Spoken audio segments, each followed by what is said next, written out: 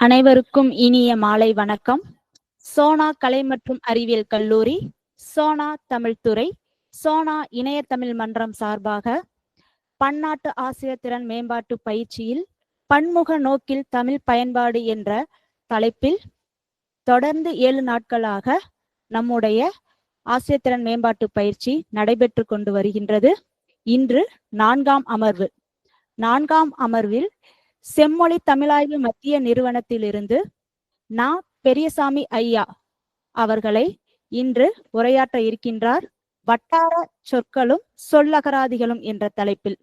இந்நிகழ்வை அனைவரும் கண்டு பயன்பெற வேண்டும் என்று கேட்டுக்கொள்கிறோம். சோனா கலை மற்றும் அறிவியல் கல்லூரியின் தமிழ்துறை பேராசிரியர் முனைவர் வா. கோபாலகிருஷ்ணன் ஐயா அவர்களை வரவேற்புரை வழங்க அன்போடு அழைக்கின்றோம்.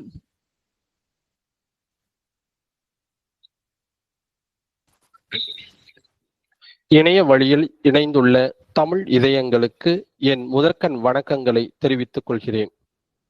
இணைய வழி பன்னாட்டு ஆசிரியர் திறன் மேம்பாட்டு நிகழ்ச்சிக்கு ஒப்புதல் அளித்த சோனா கல்வி குழுமத்தின் தலைவர் ஸ்ரீ சி. வள்ளியப்பா ஐயா அவர்களுக்கும், துணைத் தலைவர்கள் திரு சொக்கு வள்ளியப்பா அவர்களுக்கும், திரு தியாகு வள்ளியப்பா அவர்களுக்கும், சோனா கலை மற்றும் அறிவியல் கல்லூரி முதல்வர் முனைவர் கூமை காதர் நவாஸ் ஐயா அவர்களுக்கும் இணைய தமிழ் மன்றம் சார்பில் வணக்கங்களை தெரிவித்துக் கொள்கிறேன்.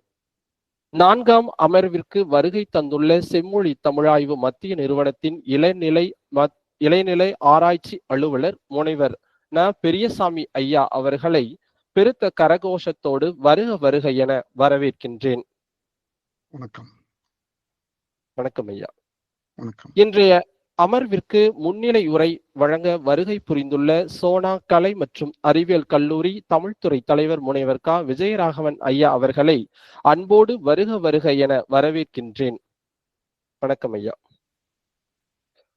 மேலும் அமர்வின் ஒருங்கிணைப்பாளர் தமிழ்துறை உதவி பேராசிரியர் திருமதி கா. கவிதா அம்மா அவர்களையும், நன்றி நவிழ வந்திருக்கும் தமிழ்துறை உதவி பேராசிரியர் முனைவர் த. செல்லம்மாள் அம்மா அவர்களையும் வருக என வரவேற்கின்றேன். மாநிலத்தின் வெவ்வேறு மாவட்டங்களிலிருந்தும் வெளிநாடுகளிலிருந்தும் இணையத்தில் இணைந்துள்ள உங்கள் அனைவரையும் வருக வருக என இருகரம் கூப்பி வரவேற்கின்றேன். பிற துறை தலைவர்கள், பேராசிரியர்கள், ஆசிரியர்கள், தமிழ் ஆர்வலர்கள், ஆன்றோர்கள், சான்றோர்கள் என அத்துணை பேரையும் மீண்டும் ஒருமுறை வருக வருக என வரவேற்று மனமாற உங்களை எல்லாம் வரவேற்று இடம் அமர்கின்றேன். நன்றி, வணக்கம்.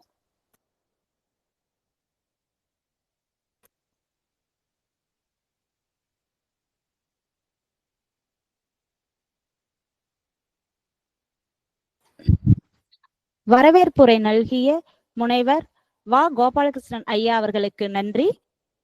நம்முடைய ஒரு பாடலை நினைவு கூறுவோம்.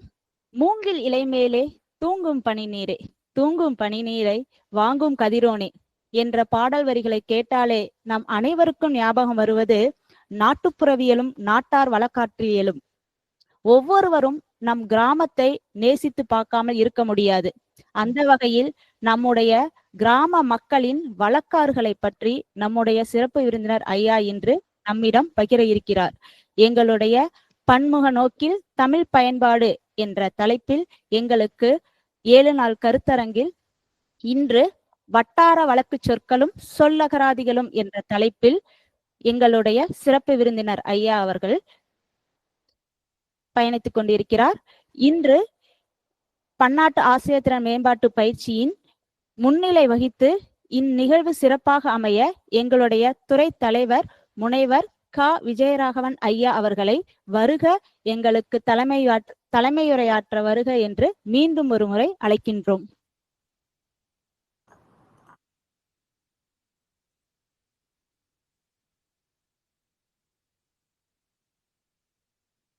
தாயே தமிழே வணக்கம் வணக்கம். தாய்ப்பிள்ளை உறவம்மா உனக்கும் எனக்கும், நீ உலகில் இருக்கும் வரைக்கும் உனக்கும் எனக்கும் நெருக்கம் நெருக்கம் என தமிழ் தாயை பணிகின்றேன். இந்த இணையவழி பன்னாட்டு ஆசிரியர் திறன் மேம்பாட்டு பயிற்சி வகுப்பில் பங்கேற்றிருக்கக்கூடிய அனைத்து பேராளர்களுக்கும், ஆய்வியல் அறிஞர்களுக்கும், தமிழ் ஆர்வலர்களுக்கும் எனது முதற்கண் வணக்கத்தை தெரிவித்துக் கொள்கிறேன்.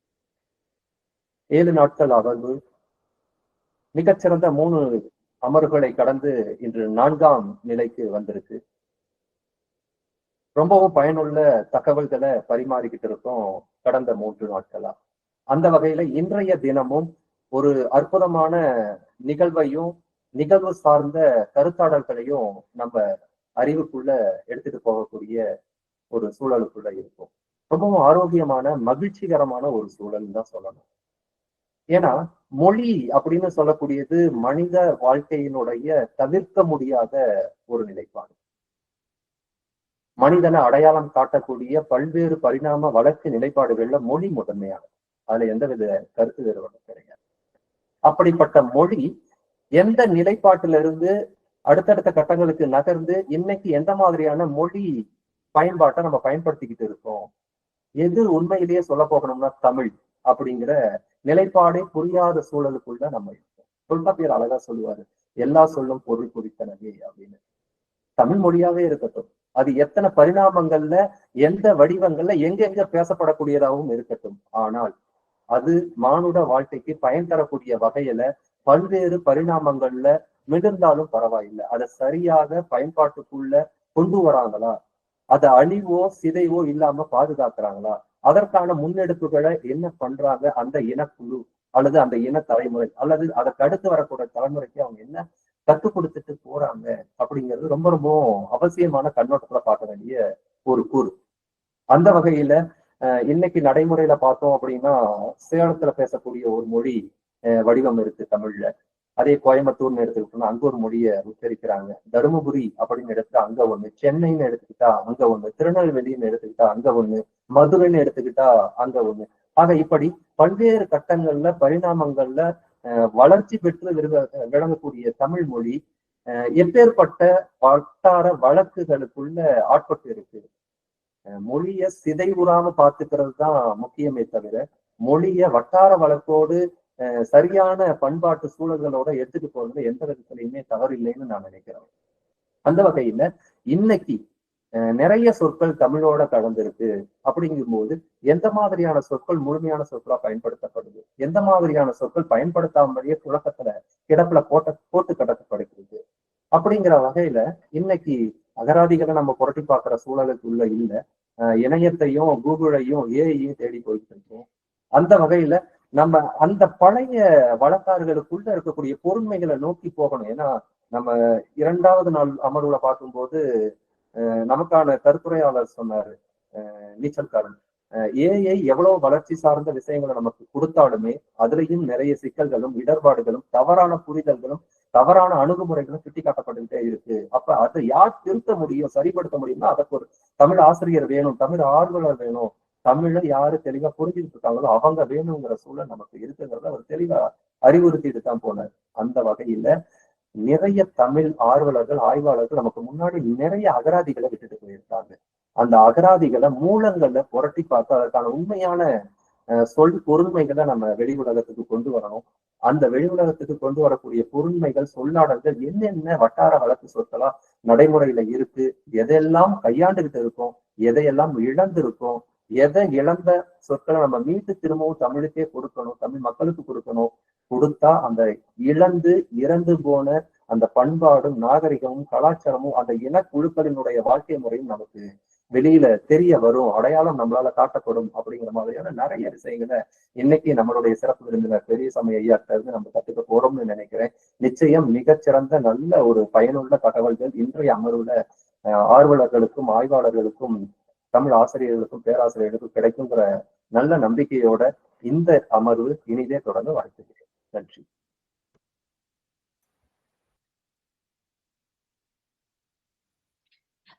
தலைமை உரையாற்றிய எங்கள் துறை தலைவர் முனைவர் க. விஜயராகவன் ஐயா அவர்களுக்கு நன்றி. சிறப்பு விருந்தினரை பற்றி அறிமுகப்படுத்தும் நேரம். செம்மொழி தமிழாய்வு மத்திய நிறுவனத்தில் மொழியியல் புலத்தில் ஆராய்ச்சி அலுவலராக உள்ளார். இவர் தஞ்சை தமிழ் பல்கலைக்கழகத்தில் முனைவர் ஆய்வு பட்டத்தை முடித்துள்ளார். இவர் பல்வேறு கருத்தரங்குகளையும் பன்னாட்டு ஆய்வு களங்களையும் கற்றுத் தேர்ந்தவர். இவருடைய வட்டார வழக்கு சொற்கள் பல்வேறு மாவட்டங்களில் சேகரித்துள்ளார். ஒவ்வொரு ஊர்களிலும் இருக்கக்கூடிய வட்டார சொற்கள் எவ்வளவு வகையில் சிறப்பிடம் பெற்றிருக்கு அப்படிங்கிற விஷயத்த தன்னுடைய 18 ஆண்டுகால ஆய்வுகள்ல நிகழ்த்தி காட்டியுள்ளார். அத்தகைய நம்முடைய சிறப்பு விருந்தினர் அவர்களை இந்த 4ஆம் அமர்வில் அழைக்கின்றோம். வாருங்கள் ஐயா, உங்களுடைய உரையை தாருங்கள். எங்கள் வாழ்வும் எங்கள் வளமும் மங்காத தமிழென்று சங்கே முழங்கு. இந்நிகழ்வில் கலந்து கொண்டுள்ள பேராசிரியர்கள், ஆசிரியர்கள், தமிழ் ஆர்வலர்கள் அனைவருக்கும் என்னுடைய வணக்கம். சோனா கலை மற்றும் அறிவியல் கல்லூரியும் சோனா கலை மற்றும் அறிவியல் கல்லூரியின் இணைய தமிழ் மன்றமும் பன்முக நோக்கில் தமிழ் பயன்பாடு என்னும் தலைப்பில் இணையவழி பன்னாட்டு ஆசிரியர் திறன் மேம்பாட்டு பயிற்சியை நடத்துகின்றது. இந்த நிகழ்வில் என்னை உரையாற்ற அழைத்த கல்லூரி நிர்வாகத்தினருக்கும் கல்லூரி முதல்வருக்கும் தமிழ்துறை பேராசிரியர் மற்றும் இந்நிகழ்வை சிறப்பாக ஒருங்கிணைத்துக் கொண்டிருக்கக்கூடிய தமிழ்துறை தலைவருக்கும் ஆகிய உங்கள் அனைவருக்கும் என்னுடைய நன்றி கலந்த வணக்கத்தை தெரிவித்துக் கொள்கிறேன். வட்டார வழக்கு சொற்களும் சொல்லகராதிகளும். இதிலேயே 3 கேள்விகள் இடம்பெற்றுள்ளன. வட்டார வழக்கு என்றால் என்ன, வட்டார வழக்கு சொற்கள், வட்டார வழக்கு சொல்லகராதிகள் என்ற ஆகியன இடம்பெற்றுள்ளன. உலக செம்மொழிகளுள் ஒன்றான தமிழ் மொழி வாழும் செம்மொழிகளில் ஒன்றாக விளங்குகிறது. தமிழ் மொழியின் தனித்தன்மையானது காலத்தால் அழியாது நிற்கும் அதன் தொடர்ச்சியை தெளிவுபடுத்துகின்றது. இலக்கண இலக்கிய பாரம்பரியத்தின் தனித்தன்மையோடு இன்று வரை அழியாது மேலும் சிறப்படைந்து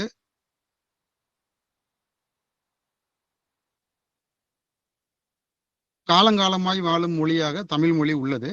திராவிட மொழி குடும்பத்தின் மூத்த மொழியாகிய தமிழ் மொழி காலப்போக்கில் பல மொழிகளின் தொடர்புகளையும் பண்பாடு கலாச்சாரங்களின் தொடர்புகளையும் கொண்டிருந்தாலும் தன்னுடைய தனித்தன்மையையும் இலக்கண இலக்கிய பாரம்பரியத்தையும் இழக்காது கட்டி காத்து திகழ்கிறது. அந்தந்த காலகட்டத்திற்குரிய மாற்றங்களை எல்லாம் தன்னகத்தை கொண்டு தன் இளமையும் செழுமையும் மாறாமல் விளங்குகின்றது. இத்தகைய சிறப்புடைய தமிழ் மொழி 2004ஆம் ஆண்டில் செம்மொழியாக அறிவிக்கப்பட்டது. செம்மொழியாக அறிவிக்கப்பட்டதற்கு பிறகு பல ஆய்வுகள் முன்னெடுக்கப்பட்டு செம்மொழி தமிழாய்வு நிறுவனத்தால் முன்னெடுக்கப்பட்டு வருகின்றன. ஒரு நிமிடம் என்னுடைய திரையை பகிர்ந்து கொள்கிறேன்.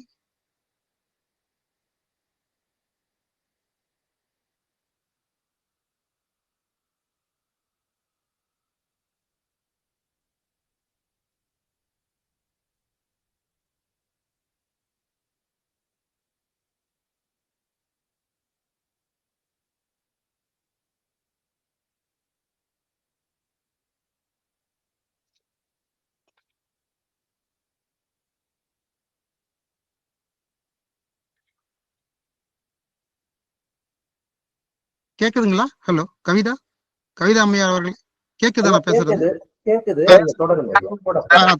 அத ஒரு நிமிஷம் இந்த திரையை பகிர்ந்துகிட்டேன், அதனால ஒரு நிமிடம்.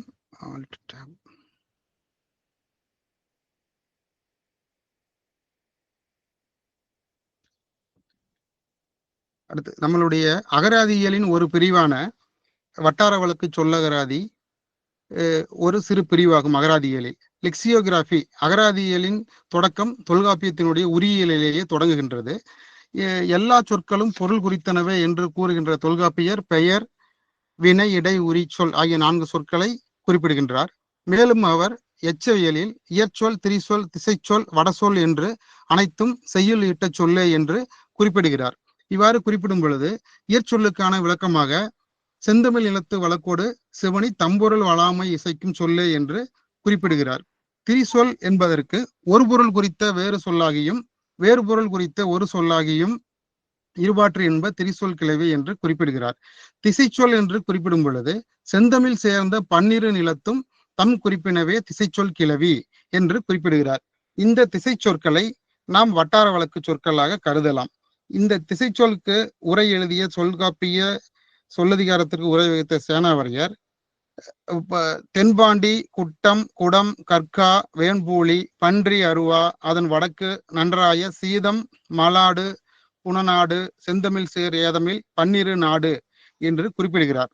அந்த பன்னிரு நாடுகள் பொங்கர் நாடு, ஒலி நாடு, தென்பாண்டி நாடு, குட்டநாடு, குடநாடு, பன்றி நாடு, கற்கா நாடு, சீத நாடு, பூலி நாடு, மலைநாடு, அருவா நாடு, அருவா வடதலை நாடு ஆகியனவாகும்.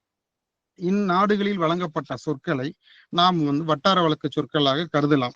மேலும் இத்தகைய பன்னிரு நாடுகளையும் பேராசிரியர் தேப்போ மீனாட்சி சுந்தரனார் அவர்கள் இன்றைய தமிழக பகுதிகளில் எவ்வாறு இடம்பெற்றுள்ளன என்பது குறித்து விளக்கியுள்ளார்.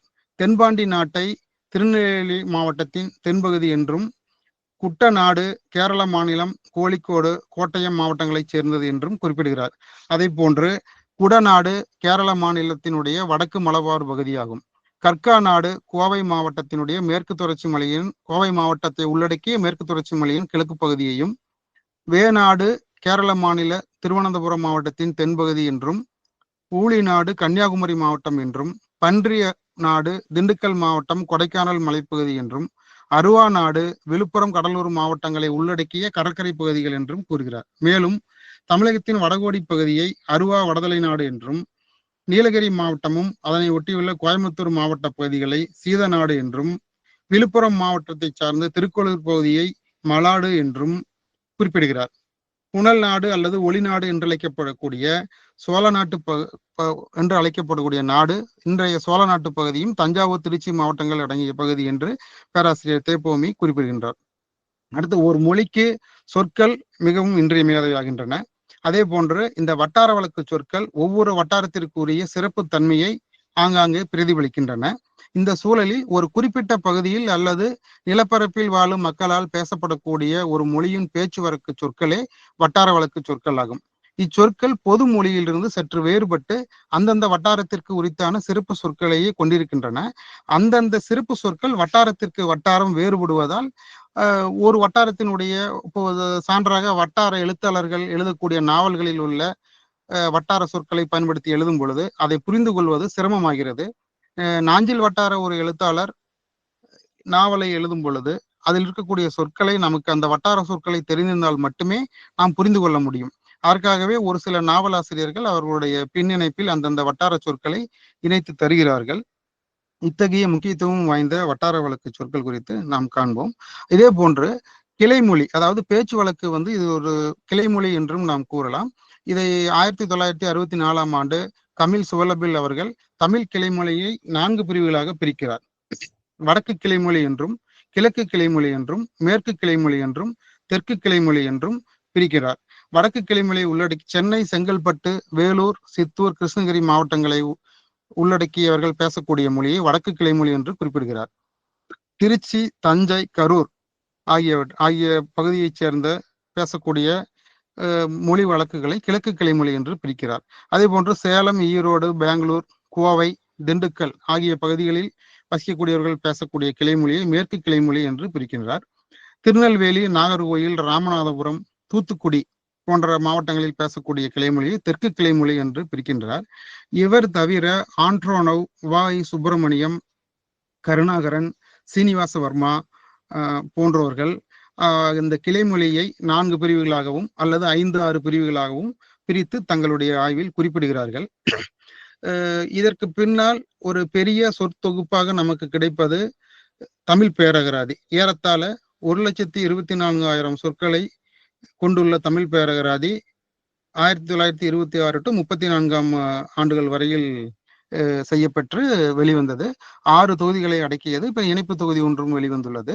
இதில் கையாளப்பட்டுள்ள வழக்குகள் வட்டாரங்கள் கிழக்கு, மேற்கு, வடக்கு, தெற்கு என்று பிரிக்கப்பட்டு இதில் இவ்வகராதியில் வட்டார வழக்குகள், சமுதாய வழக்குகள், தொழில்சார் வழக்குகள், மதம் சார்ந்த வழக்குகள், பிற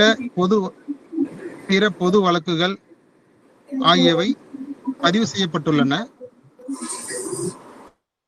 வட்டார வழக்குகளாக ஆனைமலை வழக்கு, ராமநாதபுரம் வழக்கு, இலங்கை வழக்கு, கடப்பா வழக்கு, கொடைக்கானல் வழக்கு, கோயம்புத்தூர் வழக்கு, சித்தூர் வழக்கு, செங்கல்பட்டு வழக்கு, செட்டிநாட்டு வழக்கு, சென்னை வழக்கு, சேலம் பேச்சு வழக்கு, தஞ்சாவூர் பேச்சு வழக்கு, தரங்கம்பாடி வழக்கு, திருச்சிராப்பள்ளி வழக்கு, திருநெல்வேலி, திருவிதாங்கூர், தென்னார்காடு, நாஞ்சில் நாடு, புதுக்கோட்டை, புதுச்சேரி, மதுரை, யாழ்ப்பாணம், வடார்காடு ஆகிய பிரிவுகளில் வட்டார வழக்கு சொற்கள் தமிழ் பேரகராதியில் இடம்பெற்றுள்ளன.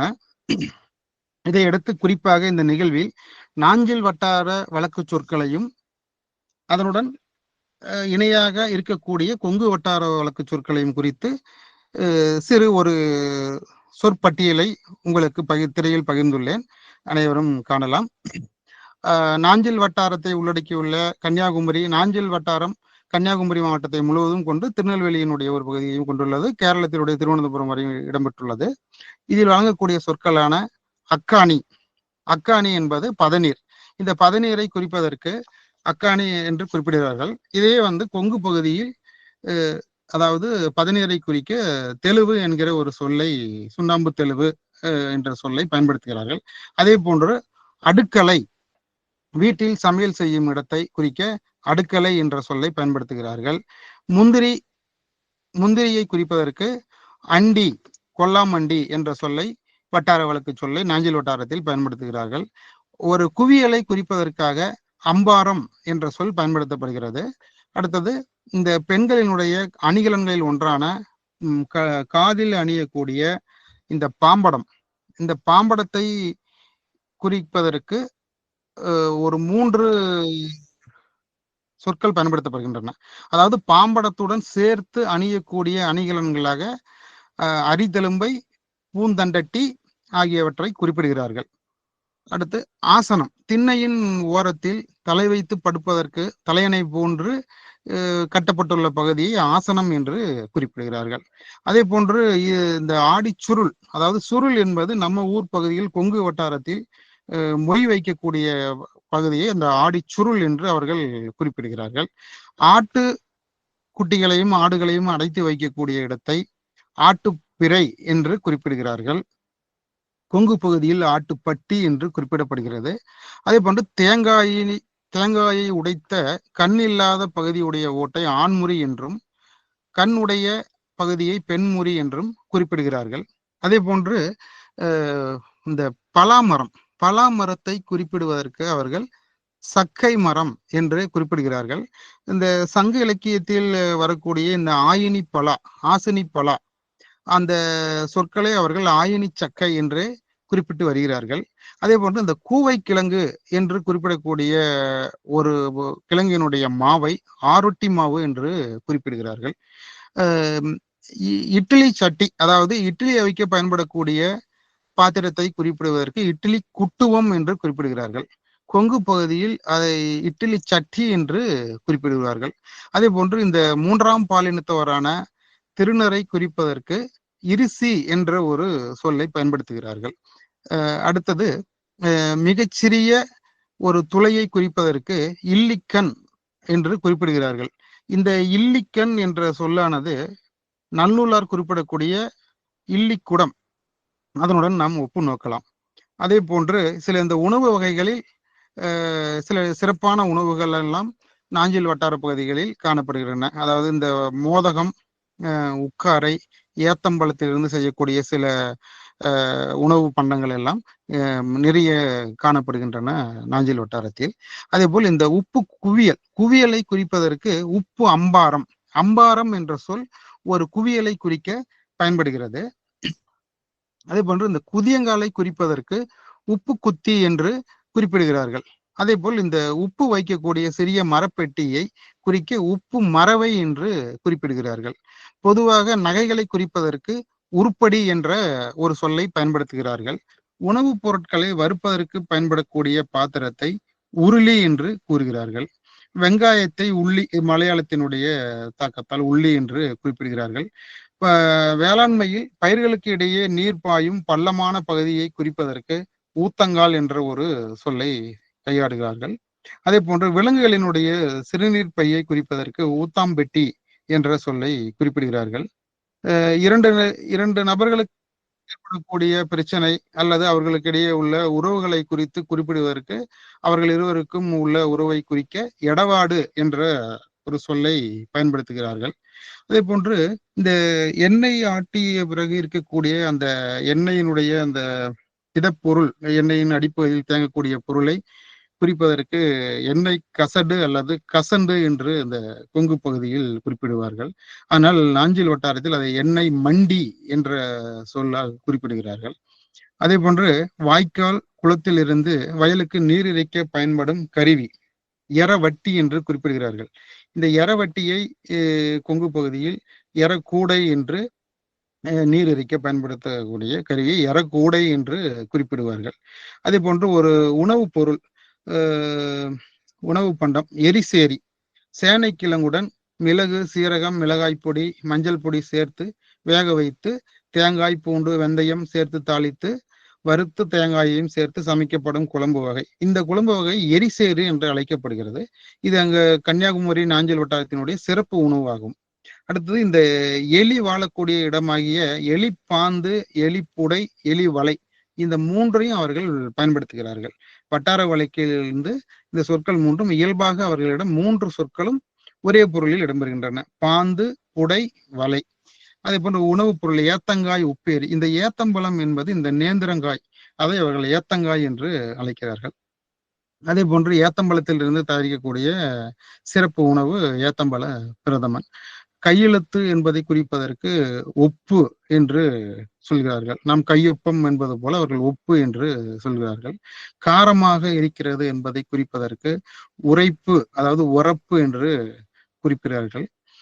அடுத்தது இந்த உரலில் தானியத்தை போட்டு இடிக்கும் பொழுது தானியங்கள் சிதறாமல் இருக்க வைக்கப்படும் பெட்டியை குறிப்பதற்கு உரப்பெட்டி, உரப்பொட்டி என்று குறிப்பிடுகிறார்கள். அதே போன்று இந்த விலங்குகளில் ஓணான் குறிப்பதற்கு ஓந்தான் என்று கூறுகிறார்கள். தாலாட்டை குறிக்க ஓராட்டு, ஞாபகம் என்பதை குறிப்பதற்கு ஓர்மை, கசம் நீர்நிலைகளின் ஆழமான பகுதி, பாதாளம் ஆகிய 2 பொருளில் பயன்படுகிறது. வழுக்கை தலையை குறிக்க கசண்டி என்று கூறுகிறார்கள். குழந்தைகளின் இடுப்பில் அணியக்கூடிய அணிகலன்களை கச்சப்புறம் என்றும், சிறிய அளவிலான பயிரை குறிக்க கஞ்சி பயிறு என்றும் குறிப்பிடுகிறார்கள். இந்த கஞ்சி பயிறு என்பது கொங்கு வட்டாரத்தில் நரிப்பயிறு அல்லது பொடிப்பயிறு என்று வழங்கப்படுகிறது.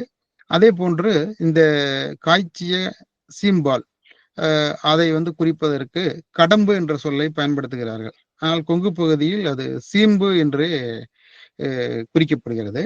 அதே போல் கடம்பு பால், சீம்பால், அப்புறம் கடவம். கடவம் என்பது பனை ஓலையால் பின்னப்பட்ட ஒரு பெரிய பெட்டி, அதற்கு பெயர் கடவா பெட்டி, கடவம். அடுத்தது பால் சேர்க்காமல் தயாரிக்கப்படக்கூடிய காஃபியை நம்ம கடுங்காப்பி என்று குறிப்பிடுகிறார்கள். பதநீர் இருக்கக்கூடிய பனை மரத்தை குறிப்பதற்கு கட்டுப்பனை என்று குறிப்பிடுகிறார்கள். தேங்காயை மூடி இருக்கக்கூடிய மட்டை, அதை குறிப்பதற்கு கதம்பை என்று கூறுகிறார்கள். இந்த கதம்பை நம்முடைய இந்த கொங்கு வட்டாரத்தில் தேங்காய் மட்டை அல்லது தேங்காய் மட்டை தான் என்று, உரிக்கா மட்டை, தேங்காய் மட்டை என்றுதான் குறிப்பிடப்படுகிறது. ஆனால் அவர்கள் கதம்பை என்று குறிப்பிடுகிறார்கள். கப்பை என்றால் வளைந்த என்ற பொருளில் குறிப்பிடுகிறார்கள். அதே போன்று கப்பக்கா என்பது கப்பக்காய், பப்பாளி பழக்காயை குறிப்பதற்கு பப்பாளி பழத்தை கப்பப்பழம், கப்பக்காய் என்று குறிப்பிடுகிறார்கள். இந்த பாக்கு மரத்தை குறிப்பிடுவதற்கு கமுகு என்ற சொல்லையே, சங்கிலக்கிய சொல்லையே பயன்படுத்துகிறார்கள். வரி, பொதுவாக இந்த வரி செலுத்தக்கூடிய சொல்லை குறிப்பதற்கு கரம் என்று சொல்கிறார்கள். கொங்கு பகுதியில் கந்தாயம் என்று ஒரு சொல் பயன்பாட்டில் உள்ளது. அதே போல் இந்த நாரத்தங்காய், நாரத்தை, அதை குறிப்பதற்கு கரட்டுக்காய் என்று குறிப்பிடுகிறார்கள். நெஞ்சு பகுதி குறிக்கக்கூடிய சொல் கரல். அதே போல் கருக்காய், நெல் இல்லாமல் இருக்கக்கூடிய உமியை குறிப்பதற்கு கருக்காய், கருவத்தை என்று கூறுகிறார்கள். மண்ணால் செய்யப்பட்ட பிரிமனையை குறிப்பதற்கு களவடை என்று கூறுகிறார்கள். அதே போல ஆடு மாடுகளை குறிக்கக்கூடிய பொது சொல்லை கன்றுகாலிகள் என்று கூறுகிறார்கள். அப்புறம் ஒரு சிறப்பு உணவாக உளுந்து, வெந்தயம், பச்சரிசி ஆகியவற்றை ஊற வைத்து அரைத்து கருப்பட்டி பாகையில் தேங்காய் சுக்கு சேர்த்து தயாரிக்கப்படக்கூடிய உணவு வகையை குறிப்பிட காடி என்று சிறப்பு உணவு தயாரிக்கப்படுகிறது. கொள்ளு பயிரை குறிக்கக்கூடியதற்கு காணம் என்று திருநெல்வேலி நாஞ்சில் வட்டாரத்தில் குறிப்பிடுகிறார்கள். அதே போல் அவர்கள் இந்த கிந்துதல் என்றால் நொண்டு, நொண்டி விளையாட்டை குறிப்பதற்கு கிண்டி விளையாட்டு என்று கூறுகிறார்கள். சமையலறையை குசினி, சமையலறை. குட்டிக்கூடு, ஆட்டுக்குட்டிகளை அடைக்க பயன்படும் மூங்கிலாலான பெரிய கூடை. இதை கொடாப்பு என்று கொங்கு பகுதியில் குறிப்பிடுவார்கள். இந்த மணத்தக்காளியை குறிப்பிடுவதற்கு குட்டி தக்காளி என்று கூறுகிறார்கள். குதப்பான் என்ற ஒரு கம்பு, எண்ணெய் ஆட்டும் பொழுது எண்ணெய் வித்துகளை செக்கின் குழிக்குள் தள்ளிவிட பயன்படும் ஒரு தட்டையான கம்பு அல்லது குச்சியை குதப்பான் என்று குறிப்பிடுகிறார்கள். குழந்தை பிறப்போகும் நேரத்தில் ஏற்படக்கூடிய வலியை, பிரசவ வலி, அதாவது இந்த லேபர் பெயின், அதை குறுக்கு தரிப்பு என்று கூறுகிறார்கள். அப்போ கேழ்வரகு கூரவு, ஆட்டுக்குட்டிகளை மூங்கிலால் அடைக்க பயன்படும் ஒரு பெரிய கூடையை கூடு என்றும் குறிப்பிடுகிறார்கள். பெரிய அடுப்பை கூறுவதற்கு கடார அடுப்பு என்று கூறுகிறார்கள். குழந்தைகள் அணியும் மெல்லிய துணியாலான ஆடையை குறிப்பிடுவதற்கு கெட்டுடுப்பு என்ற சொல் பயன்படுத்தப்படுகிறது. அதே போல் கெண்டி, குழந்தைகளுக்கு பால் கொடுக்க பயன்படும் பாத்திரம் கெண்டி. இந்த பாத்திரம் நம்ம சங்கடை என்ற சொல்லால் கொங்கு பகுதியில் வழங்கப்படுகிறது. கருப்பையை குறிக்க கெற்ப பாத்திரம் என்று கூறுகிறார்கள். மலையில் நனையாமல் இருக்க தலையில் அணிந்து கொள்ளக்கூடிய தென்னங்கீற்றால் பின்னப்பட்ட அமைப்பை கொங்காணி என்று குறிப்பிடுகிறார்கள். இது கொங்கு பகுதியில் கொங்கடை என்று குறிப்பிடப்படுகிறது. தென்னங்குறும்பையை குறிக்க கொச்சங்காய் என்று கூறுகிறார்கள். மிகப்பெரிய ஒரு அளவிலான தொப்பையை குறிப்பதற்கு கொடவாண்டி என்று கூறுகிறார்கள். மரக்கிளைகளை குறிக்க கொப்பு என்ற சொல் கூறுகிறது. கொப்புக்கால், அதாவது பெரிய பெரிய கால்வாய்களில் இருந்து வயலுக்கு நீர் பிரிந்து செல்லக்கூடிய சிறிய வாய்க்கால், இதை கூறுவதற்கு கொப்புக்கால் என்று கூறுகிறார்கள். அடுத்தது கொப்புள், இந்த தொப்புள் கொடியை குறிக்க கொப்புள் என்று கூறுகிறார்கள். அடுத்தது இந்த சாம்பல் பூசணிக்காய், கொங்கு பகுதியில் கூறக்கூடிய அந்த சாம்பல் பூசணிக்காயை அவர்கள் கொம்பளங்காய், அதாவது கும்பளங்காய் என்று குறிப்பிடுகிறார்கள். அதே போன்ற இந்த மாடுகளின் கொம்பில் கட்டப்படக்கூடிய கயிறை கொம்பு கட்டி என்றும், இந்த குலை சமுட்டுதல், அதாவது நெல் வயலில் தலையை அடியுரமாக போடுவதற்கு குலை சமுட்டுதல், அதாவது தலை மிதித்தல், அதை குலை சமுட்டுதல் என்று குறிப்பிடுகிறார்கள். அதே போன்று இந்த முந்திரி பருப்பை குறிப்பிடுவதற்கு கொல்லாமண்டி, கொல்லாம்பழம் என்று குறிப்பிடுகிறார்கள்.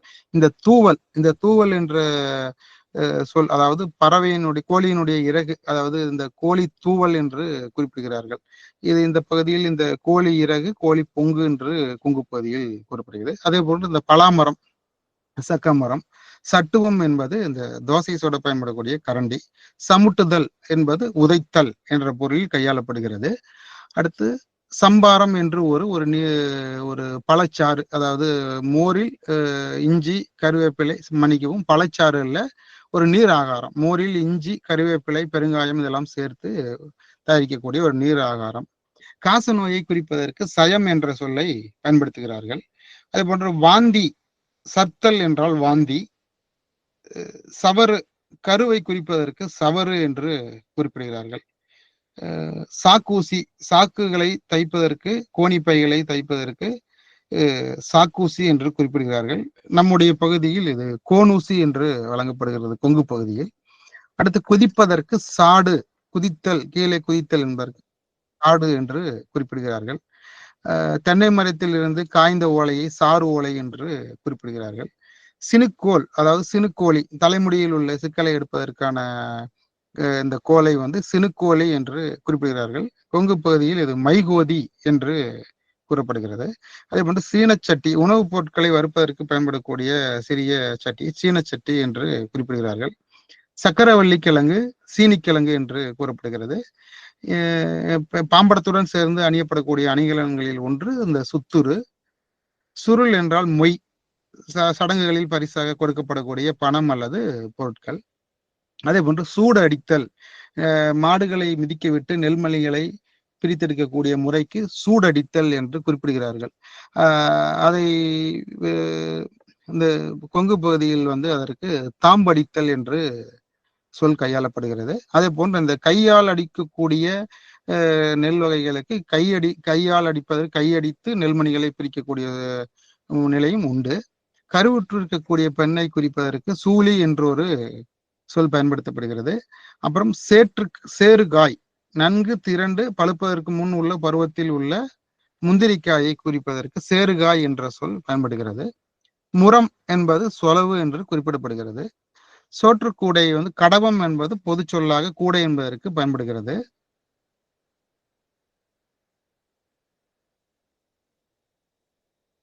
அடுத்து தடுமல், சளியை குறிப்பதற்கு தடுமல் என்ற சொல் பயன்படுகிறது.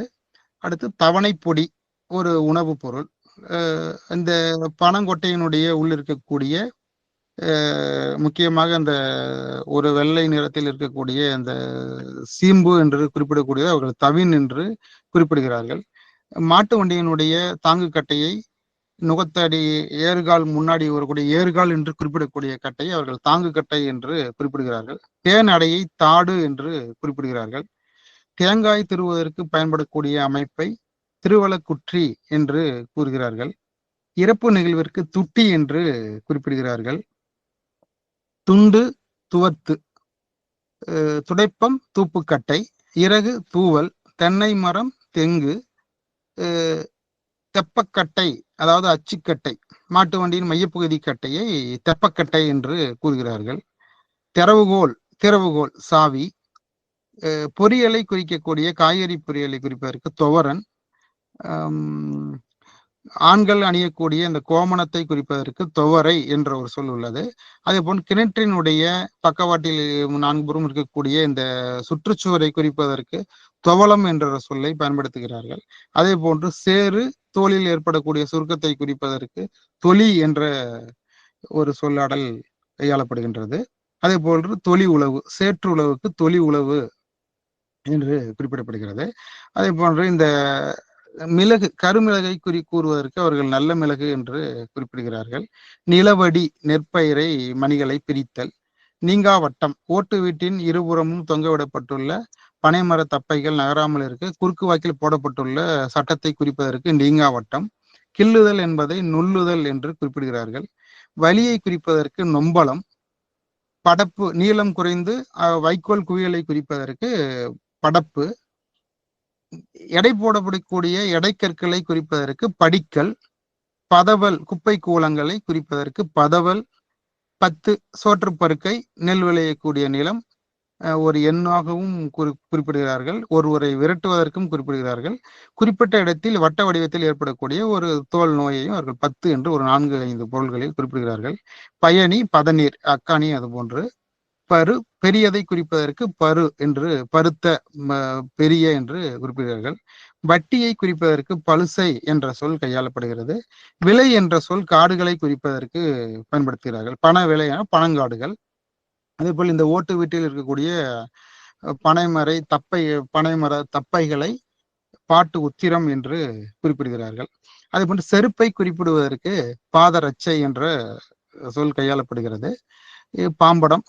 அடுத்து உடம்பில் இருக்கக்கூடிய இந்த மறு, அதை குறிப்பிட பாலுண்ணி என்ற சொல் பயன்படுகிறது. கருணை கிழங்கை குறிப்பிட பிடிக்கிழங்கு. மாடுகளை கட்டி நெல் அடித்து தாம்பு ஓட்டும் பொழுது மாடுகளை பிணிக்கக்கூடிய கயிறுக்கு பிணியல் கயிறு. அது இந்த கொங்கு வட்டாரத்தில் ஒரு முக்கிய சொல்லாக இந்த தாம்பு கன்னி என்ற சொல் பயன்படுகிறது. மாடுகளை பிணிப்பதற்கு தாம்பு ஓட்டும் பொழுது பிணிக்கக்கூடிய கயிறுக்கு தாம்பு கன்னி.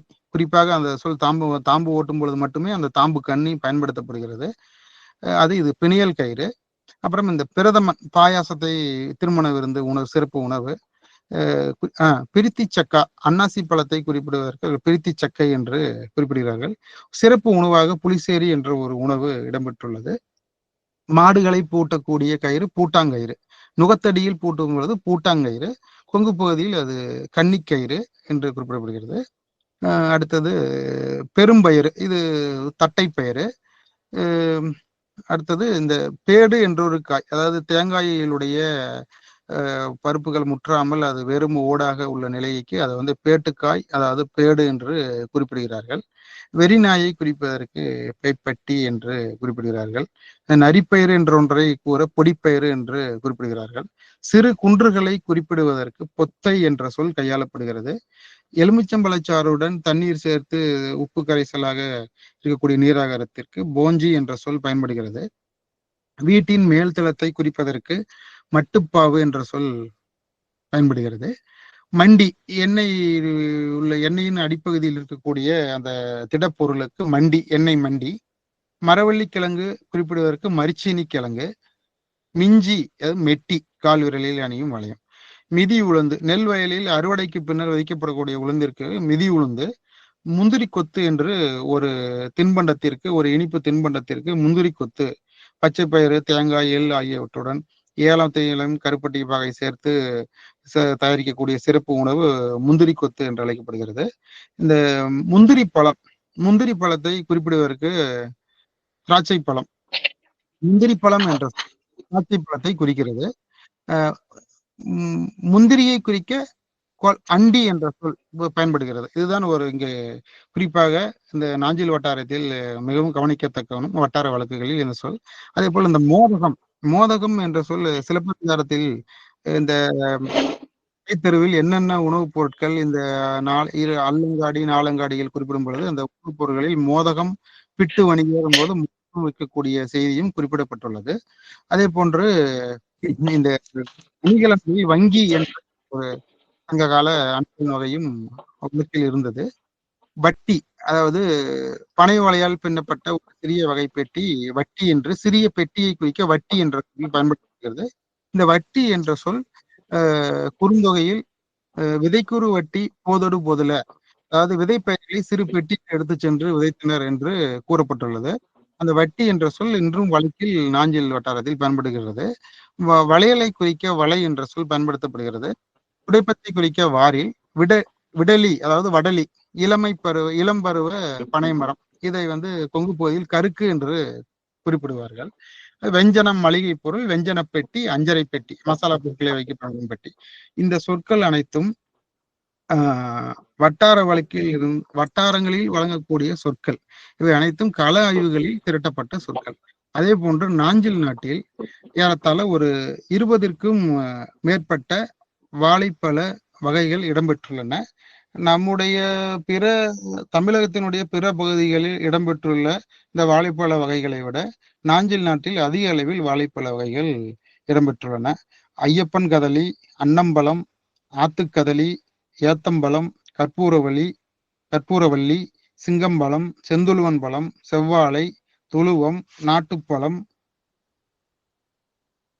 நேந்திரம், பச்சைப்பழம், படத்தி, பாளையங்கோட்டை பழம், பூவில்லா சிங்கன் பழம், பூவன் பழம், பேயன் பழம், மட்டிப்பழம், மொந்தன் பழம், மோரிஸ், ரசக்கதலி, ரஸ்தாலி, வெள்ளை துளுவன்.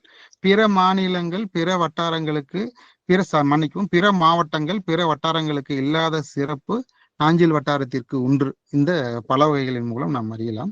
அதே போன்று நெல் வகைகள் ஏறத்தாழ ஒரு 25 வகைகள், 20ற்கும் மேற்பட்ட வகைகள் கள ஆய்வில் சேகரிக்கப்பட்டன. அது அனைத்தும் இந்த புதிய கலப்பின ரகங்கள் இல்லாமல் ஏறத்தாழ சங்ககால நெல் வகைகளுடன் ஒத்துப்போகிற வகைகள் இருந்தன.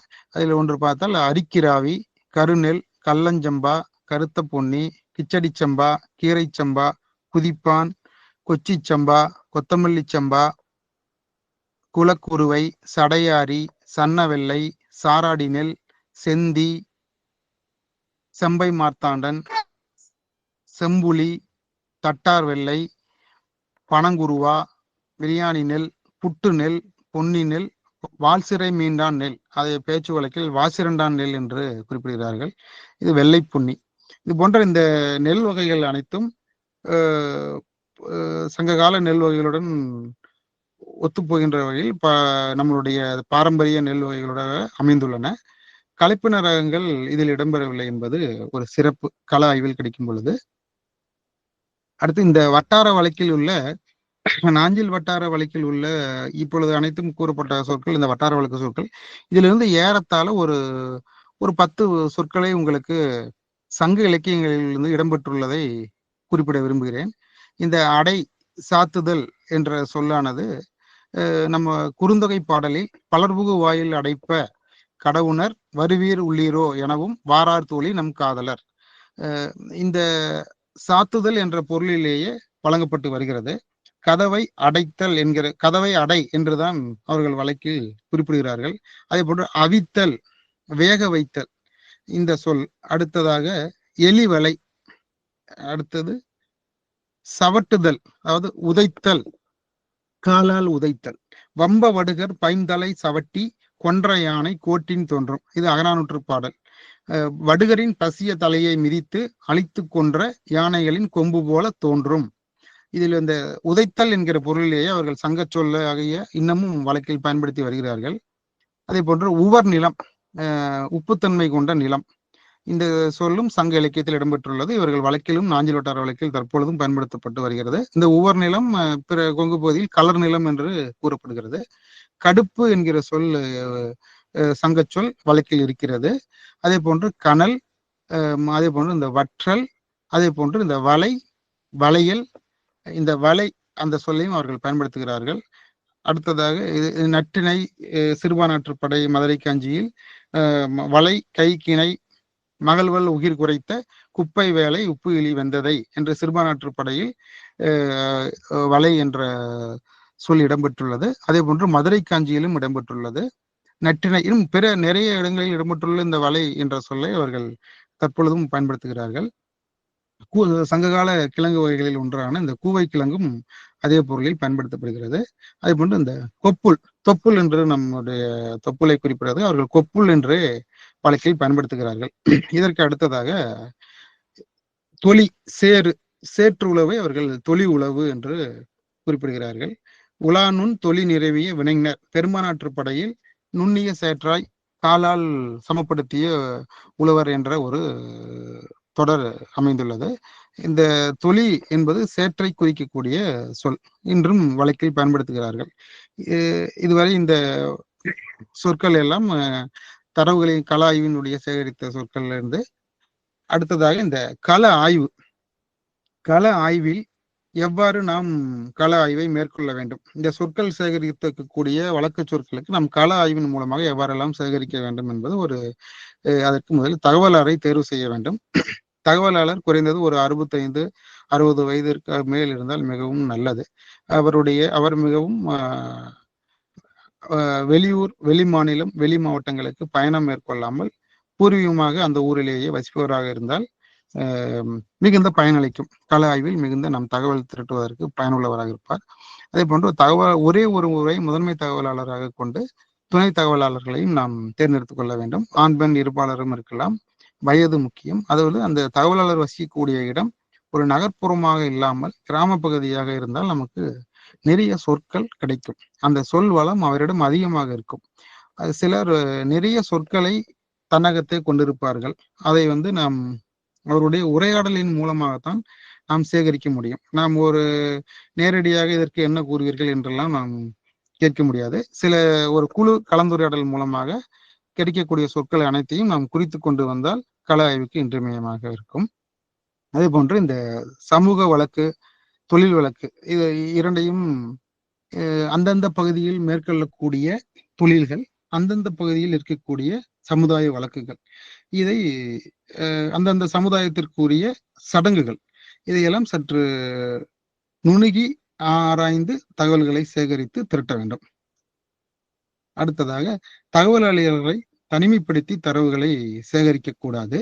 தரவுகளை நினைவு கூர்ந்து கூற சொல்ல வேண்டும்.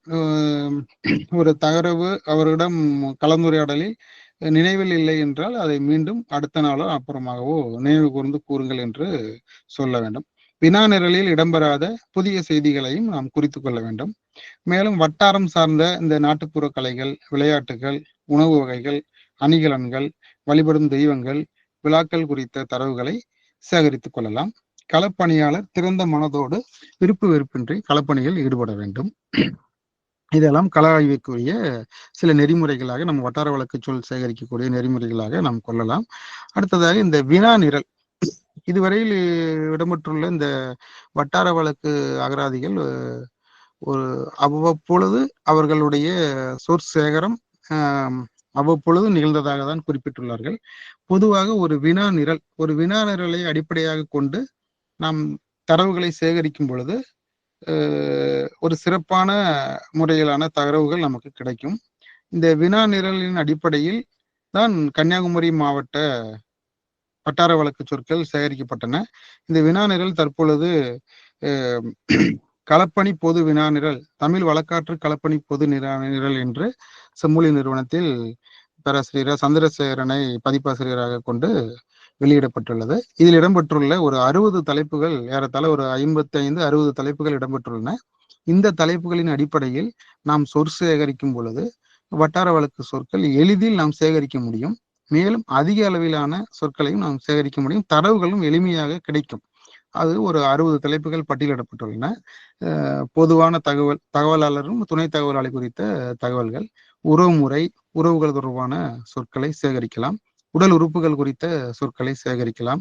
உடல் உறுப்புகளின் குறைபாடுகள், இயற்கை உணர்வுகள், நோய்கள், அதன் அறிகுறிகள், மருந்துகளும் மருத்துவமும், மனிதர்களின் தனிக்குணங்கள், சிறப்புத்தன்மை தொழில்கள், வீடுகளின் வகைகளும் அதன் பாகங்களும், வீட்டு உபயோகப் பொருட்கள், தானியமும் பயிர்களும், காய்கறி, அந்தந்த பகுதியில் இடம்பெறக்கூடிய கிழங்கு வகைகள், பழ வகைகள், கீரை வகைகள், மசாலா பொருட்கள், எண்ணெய் வகைகள், உணவு, அந்தந்த பகுதியில் இடம்பெறக்கூடிய சிறப்பு உணவுகள், தின்பண்டங்கள், பால் பொருட்கள், சுவைகள், நிறங்கள், ஆடை வகைகள், நகைகள், உலோகங்கள், நவமணிக்கற்கள், நேரமும் பருவ காலமும், திசைகள், காற்று, இயற்கை சூழ்நிலையும் பொருட்களும், விலங்குகள், ஊர்வன, பரப்பன, கடல்சார் விலங்கினங்கள், மரம், செடி, கொடி, பூ வகைகள், மருந்து செடிகள், பழைய மன்னர் முறையும் அதன் சார்பு சொற்களும், ஒரு பழங்கால ஆட்சி முறை குறித்த சொற்கள் முன்னோர்களிடம் இருக்கும்.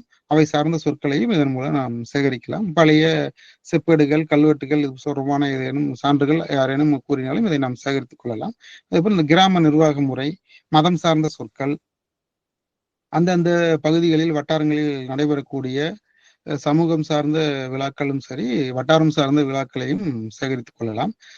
அந்தந்த சமூகம் சார்ந்த சடங்கு முறைகளை சேகரிக்கலாம்.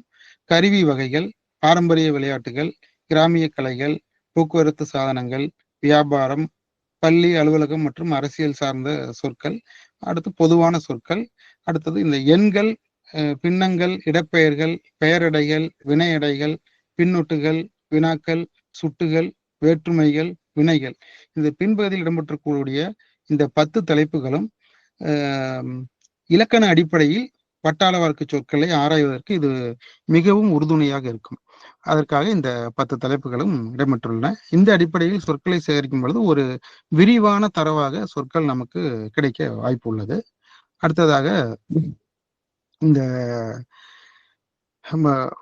வட்டார வழக்கு ஆய்வுகளின் முன்னோடியாக மௌரிஸ் பிலிப்ஸ் என்பவரால் 1873 தமிழ் இன் the Salem district a report prepared for the Madras government என்ற தலைப்பில் வெளியிடப்பட்ட ஆய்வும், ஏசி பர்னல் என்பவரால் 1866 specimens of south Indian dialects Tamil of Tanjore என்னும் தலைப்பில் வெளியிடப்பட்ட ஆய்வுகளும் முன்னோடி ஆய்வுகளாகும். இதற்கு இடையில் வீரமாமுனிவர் சதுர அகராதி, இது போன்ற அகராதி, அவரும் ஒரு வட்டார வழக்கு அகராதியை வெளியிட்டுள்ளார். அது நமக்கு கிடைக்கவில்லை. அது பின்னாடி வரக்கூடிய வட்டார வழக்கு சொல்ல அகராதியில் அது இடம் பேச உள்ளோம். அடுத்தது பெரிய தமிழ் பேரகராதி 1926 முதல் 34 வரை செய்யப்பட்ட பணி. அடுத்தது இந்த ஆண்ட்ரோனவ், கமில் சுவலபில், கருணாகரன், வாய் சுப்பிரமணியம், சீனிவாச வர்மா அவர்களுடைய பணிகள் எல்லாம் மிகவும் இன்றியமையாத பணிகள். சுசக்திவேல், கே மகாலிங்கம். இதையடுத்து முக்கியமாக இந்த 60, 70, 80களில் இந்த அண்ணாமலை பல்கலைக்கழகத்தில் மேற்கொள்ளப்பட்ட இந்த வட்டார வழக்கு சொல் ஆய்வுகள் மிக முக்கிய பங்கு வகிக்கின்றன. அங்கு இடம்பெற்ற ஆய்வுகள் அனைத்தும் சமூக வழக்கு, தொழில் வழக்கு, வட்டார பேச்சு வழக்கு, இது மூன்றையும் விரிவாக ஆய்வுக்கு உட்படுத்தி அதிலிருந்து இலக்கண அடிப்படையில் ஆய்வுகள், அணுமுறைகள் அமைந்துள்ளன. அடுத்து பழங்குடியினருடைய பேச்சு வழக்கு சான்றாக இப்ப இந்த காணிக்காரருடைய பழங்குடியின பேச்சு மொழிகளை அண்ணாமலை பல்கலைக்கழகத்தில் ஆய்வு செய்யப்பட்டுள்ளது. அதே போன்று சிறப்பாக இந்த ஒன்று என்னவென்றால் நரிக்குறவருடைய பேச்சு வழக்கு மொழியை பேராசிரியர் சீனிவாச வர்மா அவர்கள் அண்ணாமலை பல்கலைக்கழகத்தின் வழி ஆய்வு செய்து ஒரு அறிக்கை அளித்துள்ளார்கள். அந்த நரிக்குறவர்கள் பேசக்கூடிய வாகிரி போலி என்ற மொழியை அவர் கற்றுக்கொண்டு அதிலிருந்து சொற்களை எல்லாம் சேகரித்து அந்த மொழியினுடைய தரவுகளை வெளி உலகத்திற்கு கொண்டு வந்துள்ளார். அதே போன்று அவர் இந்த திருக்குறளை நரிக்குறவர் மொழியான வாகிரி போலி என்ற மொழியில் மொழிபெயர்த்துள்ளார். அடுத்தது வட்டார வழக்கினுடைய முன்னோடியாக நம்ம கி ராஜநாராயணன் அவர்களை கொள்ளலாம். அது சார்ந்து தற்பொழுது இந்த வட்டார வழக்கில் எழுதக்கூடிய எழுத்தாளர்கள் வட்டாரம் சார்ந்த தங்களுடைய சொற்களை தங்களுடைய நாவல்களில் பயன்படுத்தி வருகின்றனர். இந்த வகையில் இந்த வட்டார வழக்கு ஆய்வுகள் ஒரு சுருக்கமாக உங்களுக்கு இதில் இடம்பெற்று குறிப்பிட்டுள்ளேன். அடுத்தது வட்டார வழக்கு சொல்லகராதிகள். இது வட்டார வழக்கு சொற்களை சேகரித்து ஆவணப்படுத்தும் பொழுது வட்டார வழக்கு சொல்லகருதிகளாக உருமாற்றம் பெறுகின்றன. முதலில் வட்டார வழக்கு தமிழ் அகராதி ஒன்றை வீரமாமுனிவர் அளித்ததாக சுந்தர சண்முகனார் அகராதிக்கலை என்ற நூலில் குறிப்பிடுகிறார். ஆனால் இந்த வட்டார வழக்கு தமிழ் அகராதி வீரமாமுனிவர் தொகுத்த அகராதி நமக்கு கிடைக்கவில்லை. அடுத்து வட்டார வழக்கு சொற்களின் முன்னோடி கி ராஜநாராயணன் அவர்கள். வட்டார வழக்கு சொல்லகராதி என்று பொது தலைப்பாக இருந்தாலும் இது கரிசல் வட்டாரத்தை சார்ந்த சொற்கள் தான் இடம்பெற்றுள்ளன. இது ஒரு மிகவும் தமிழ் உலகில் இந்த வட்டார வழக்கு சொல்ல அகராதி உலகில் மிகவும் இன்றியமையாத ஒரு அகராதியாகும். அடுத்ததாக புலவர் இளங்குமரன் அவர்கள் வழக்கு சொல்ல அகராதி என்று ஒன்றை உருவாக்கியுள்ளார். அடுத்து லேனா தமிழ்வாணன் அவர்கள் வட்டார வழக்கு சொற்களும் விளக்கங்களும் என்ற ஒரு சிறு நூலை எழுதியுள்ளார். அடுத்து சுப சண்முகம் அவர்கள் செட்டிநாட்டில் செந்தமிழ் வழக்கு என்று ஒரு வட்டார வழக்கு சொல்லகராதியை உருவாக்கியுள்ளார். அடுத்து கொங்கு தமிழ் ஒரு மிகச்சிறிய நூல் 1991 ஆண்டில் கொங்கு நாட்டிற்கு ஒன்று சில முக்கியமான முதலில் வந்த அகராதியாக இதை கொள்ளலாம். ஒரு சிறிய நூல். அதே போன்று கொங்கு வட்டாரத்தில் முதலில் வட்டார வழக்கில் எழுதப்பட்ட நாவலாக சண்முக சுந்தரம் அவர்கள் வட்டார வழக்கு எழுத்தாளராக அறியப்படுகிறார். சண்முக சுந்தரம் அவர்கள். அடுத்து கடற்கரை பரதவர் கலைச்சொல் அகராதி முருகானந்தம் என்பவர் அளித்துள்ளார். இவர் இந்த திருநெல்வேலி தூத்துக்குடி கடற்கரையோர பகுதிகளில் இடம்பெற்றுள்ள பரதவர்களினுடைய தொழில்சார் சொற்களை தொகுத்து கலைச்சொல்லாக வெளியிட்டுள்ளார். அடுத்து கொங்கு வட்டார சொல்லகராதி 2000 பெருமாள் முருகன் வெளியிட்டுள்ளார். அடுத்து ஜீவா தொகுத்த வழக்கு சொல்லகராதி ஜீவ பாரதியும் எழில் முத்துவும் தொகுத்துள்ளார்கள். அடுத்து மகாலட்சுமி அவர்கள் கோவை மாவட்ட வழக்கு சொல்லகராதி தொகுத்து வெளியிட்டுள்ளார். அடுத்து கொங்கு நாட்டு தமிழ் என்ற ஒரு நூலை புலவர் மணியன் அவர்கள் 2004 அளித்துள்ளார். நெல்லை வட்டார வழக்கு சொல்லகராதியை முருகையாவும் நாஞ்சில் வட்டார வழக்கு சொல்லகராதியை ஆக்கா பெருமாளும் அளித்துள்ளார்கள். அடுத்து வழக்கு சொல் விளக்க அகராதி ஒன்றை பாலசுந்தரம் அவர்கள் அளித்துள்ளார். செட்டிநாட்டு வட்டார வழக்கு சொல்லகராதியை பழனியப்பா சுப்பிரமணியன் தொகுத்துள்ளார். நடுநாடு குறித்த அகராதியை கண்மணி குணசேகரன் அளித்துள்ளார். கொங்கு வட்டார வழக்கு சொல்லகராதி பழனிசாமி ரவிக்குமார் ஆகியோரால் 2008 வெளியிடப்பட்டுள்ளது. புலவர் தமிழகன் அவர்கள் வழக்கு சொல்லகராதி என்ற ஒன்றை வெளியிட்டுள்ளார். அறந்தாங்கி வட்டார வழக்கு சொல்லகராதியை பெரிசே இளங்கோவன் 2011 வெளியிட்டுள்ளார். நெல்லை வட்டார வழக்கு சொல் தொகையை வெள்ளுவன் 2012 ஆண்டில் வெளியிட்டுள்ளார். எழுத்தாளர் பொன்னியலன் அவர்கள் தென்குமரி வட்டார வழக்குகள் என்று வட்டார வழக்கு சொற்களையும் அதில் சில நாட்டுப்புற பாடல்களையும் தொகுத்து அளித்துள்ளார். நீலகிரி வட்டார வழக்கு சொல்லகராதியை AR ஈஸ்வரி அவர்கள் வெளியிட்டுள்ளார்கள். இவர் நீலகிரியில் வசிக்கக்கூடிய தோடர்களின் தமிழ் சொற்களை அது சார்ந்த சொற்களை தொகுத்துள்ளார். அடுத்து சோழ நாட்டு சொல்லகராதி மு செல்வதுரையால் தொகுக்கப்பட்டுள்ளது. மங்கையர்க்கரசி அவர்கள் மத்திய வட்டார வழக்கு சொல்லகராதி என்ற ஒன்றை தொகுத்தளித்துள்ளார்.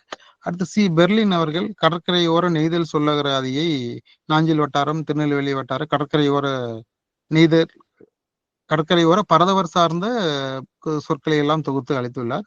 செட்டிநாட்டு சொல் வழக்கு என்றொரு நூலை குமரப்பன் அவர்கள் இயற்றியுள்ளார். அடுத்ததாக தமிழ் வேளாண் கலை சொற்களின் வட்டார வேறுபாட்டு அகராதி என்ற ஒன்றை ராஜசேகரன் நாயர், ராஜா, சுந்தரபாலு ஆகியோர் அளித்துள்ளார்கள். இந்த அகராதியினுடைய சிறப்பு என்னவென்றால் ஒவ்வொரு வட்டாரத்தில் இடம்பெறக்கூடிய வேளாண் கலை சொற்களை தொகுத்து அது பிற வட்டாரங்களில் என்ன பெயரில் பெயர் மாற்றமடைந்து அல்லது திரிந்து எவ்வாறெல்லாம் வழங்கி வருகிறது என்பதை குறிப்பிட்டு கூறியுள்ளார்கள். இது இந்த கலைச்சொற்களினுடைய வட்டார வேறுபாட்டு அகராதியின் சிறப்பு. தகடூர் வட்டார வழக்கு சொல்லகராதி ஒன்று 2023 ஆண்டு வெளிவந்துள்ளது. அதேபோன்று பழங்குடியினர்களுக்காக ஒரு 2 அகராதிகள் ஜவ்வாது மலை வட்டார வழக்கு சொல்லகராதியும் பள்ளிப்பட்டு இருளல் பழங்குடியின மக்களின் வட்டார வழக்கு சொல்லகராதியும் இடம்பெற்றுள்ளன. அடுத்து தஞ்சை மாவட்ட வட்டார சொல்லகராதி சுபாஷ் சந்திரபோஸ் அவர்கள் இயற்றியுள்ளார்கள். அடுத்து இலங்கையில் இருந்து மட்டக்களப்பு பிரதேச வழக்கு சொற்கள் சொல் தொடர்களின் அகராதி ஈழத்து பூராடனாரும் செல்வராஜகோபாலரும் இணைந்து 1984 ஆண்டு வெளியிட்டுள்ளார்கள். அதே போன்று மன்னார் பிரதேச வட்டார வழக்கு சொற்களை பெப்பி விக்ரர் லெம்பேட் அவர்கள் அளித்துள்ளார்கள். ஒவ்வொரு வட்டாரம் சார்ந்து இது போன்று ஏறத்தாழ 30க்கு மேற்பட்ட 30 வட்டார வழக்கு சொல்லகராதிகள் வெளியாகியுள்ளன. இது தற்பொழுது இதில் ஏதேனும் ஒரு சில அகராதிகள் விடுபட்டு போயிருந்தாலும் சேர்த்து கொள்ளலாம். மீண்டும் ஒரு முறை திரையில் இதை காட்டுகிறேன். வட்டார வழக்கு சொல்லகராதிகள்.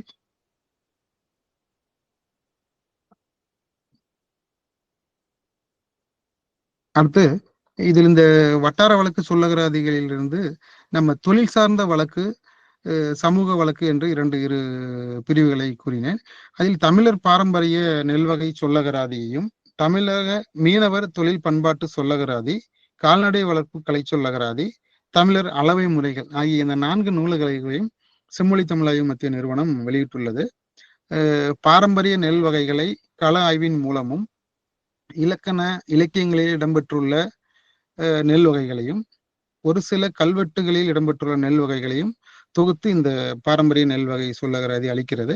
அதே போன்று தமிழக மீனவர் தொழில் பண்பாட்டு சொல்லகராதி தமிழகம் முழுவதும் இடம்பெற்றுள்ள மீனவர்களுடைய கலை சொற்களை எல்லாம் அனைத்தும் தொகுத்து ஆவணப்படுத்தப்பட்டுள்ளது. அதே போன்று கால்நடை வளர்ப்பு கலை சொல்லகராதியும் கலாய்வில் இருக்கக்கூடிய சொற்களையும் நூல்களில் இலக்கியங்களில் இடம்பெற்றுள்ள சொற்களையும் இரண்டையும் சேர்த்து ஒரு சேர தொகுத்து அளிக்கிறது. அளவை முறைகளும் அவ்வாறே இடம்பெற்றுள்ளன. இது போன்ற இந்த 4 அகராதிகளும் குறிப்பிடத்தக்க அகராதியாக இடம்பெறுகின்றன. அடுத்ததாக ஒரு தமிழ் மொழியானது சங்ககாலம் தொட்டு பேச்சு வழக்கு, செய்யுள் வழக்கு எனும் இருநிலை வழக்கு மொழியாக இருந்ததோடு வட்டார வழக்கு கூறுகளால் பல வட்டாரங்களை உள்ளடக்கியும், சமுதாய வழக்கு கூறுகளால் பல சமூக பிரிவுகளை உள்ளடக்கிய வட்டார சமூக தொழில் வழக்குகளையும் தன்னகத்தே கொண்டு சங்ககாலம் முதல் தற்காலம் வரை வாழும் செம்மொழியாக விளங்குவதோடு மட்டுமல்லாமல் சங்ககால தமிழ் மொழி கூறுகளின் தொடர்ச்சியை இன்றளவும் தன்னகத்தும் கொண்டு விளங்குகிறது என்பது உறுதி.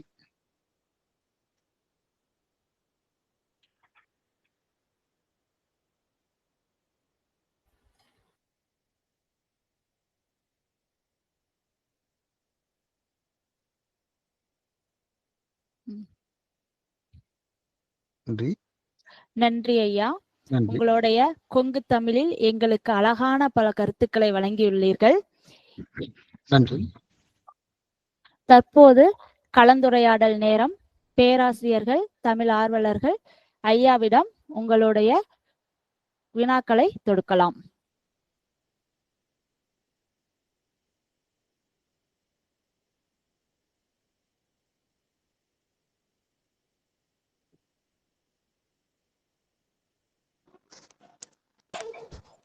ஐயா வணக்கம். வணக்கம் ஐயா, நான் கோவையில இருந்து பேசுறேங்க. என்னோட பேர் சுனில் ஜோகி. சொல்லுங்க ஐயாங்கய்யா, அதாவது நம்ம இயற்சொல் அப்படின்னு சொல்றோம். அந்த இயற்சொல்ல வந்து செய்யுள் இயற்றுவதற்காக மாற்றின சொற்களை திரிச்சொல் அப்படின்னு சொல்றோம். வட்டார வழக்கு சொற்களை வந்து முழுக்க செந்தமிழினுடைய ஒரு இயற்சொல் அப்படின்னு சொல்லிட முடியுமா? அது ஒண்ணுங்கய்யா. இரண்டாவது என்னுடைய ஐயம் என்னன்னா, இன்னைக்கு செயற்கை நுண்ணறிவுக்கு தமிழ் சார்ந்து ஒரு பிக் டேட்டா ப்ராசஸ் அது நடந்துட்டு இருக்குங்கய்யா.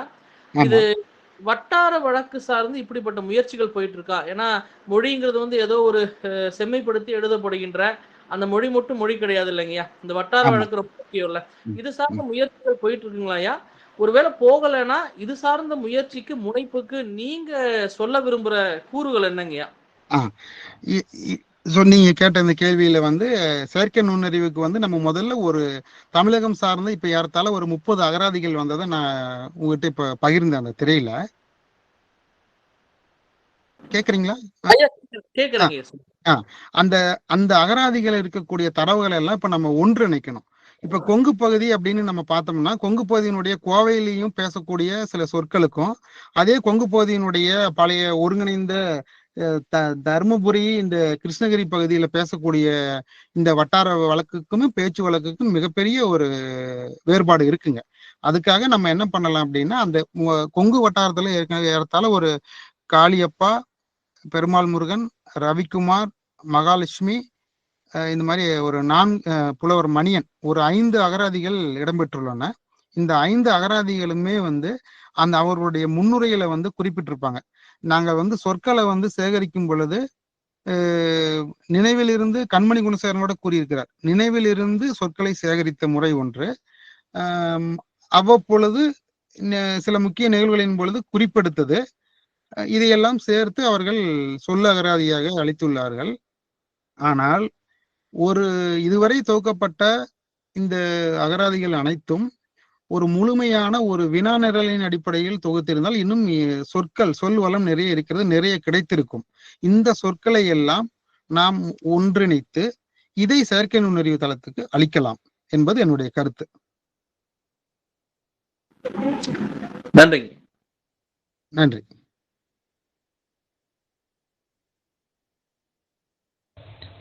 ஐயா வணக்கம். ஐயா வணக்கம்.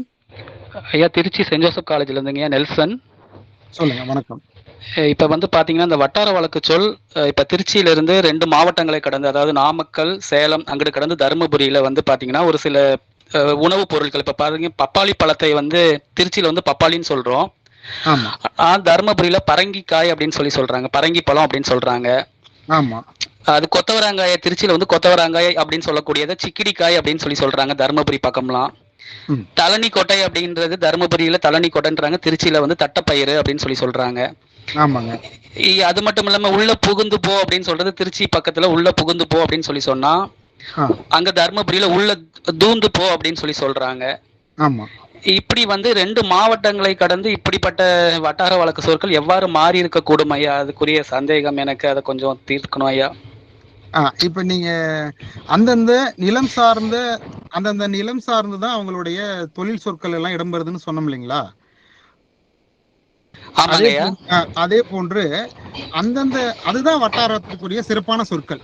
இப்ப நான் சொல்லும் பொழுது அதுல இந்த நாஞ்சில் வட்டாரத்துக்கும் இந்த கொங்கு வட்டாரத்துக்கும் ஒரு சில சொற்களை தான் ஒற்றுமைப்படுத்தி நான் சொன்னேன், ஒப்பு நோக்கி சொன்னேன். அதுல பாத்தீங்கன்னா பெரும்பாலான சொற்கள் பாத்தீங்கன்னா நாஞ்சில் வட்டாரத்துல இருக்க சொற்கள் இங்க தொண்டை மண்டலத்திலேயோ நடுநாட்டிலேயோ கொங்கு வட்டாரத்திலேயோ இல்ல, முற்றிலும் அது வேறுபாட்டோட தான் இருக்கு. இந்த அடிப்படையில தான் நம்ம இந்த சொற்கள் வட்டாரத்திற்குரிய சிறப்பு சொற்கள்ங்கிறது அடையாளப்படுத்துறோம். நன்றிங்க ஐயா.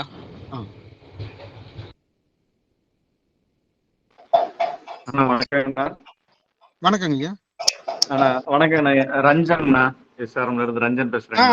ரஞ்சன் வணக்கம். ரஞ்சன் நல்லா இருக்கீங்களா? நல்லா இருக்கீங்கண்ணா. நீங்க நல்லா இருக்கீங்களாண்ணா? நல்லா இருக்கேன் ரஞ்சன். ரொம்ப நெடுநாளா ஆச்சுங்கண்ணா உங்களை பாக்குறது சந்திச்சு. ஆமாங்கண்ணா. சிறப்பா இருந்துச்சு, உங்க பொழிவெல்லாம் சிறப்பா இருந்துச்சுங்கண்ணா. மகிழ்ச்சி ரஞ்சன், நன்றி.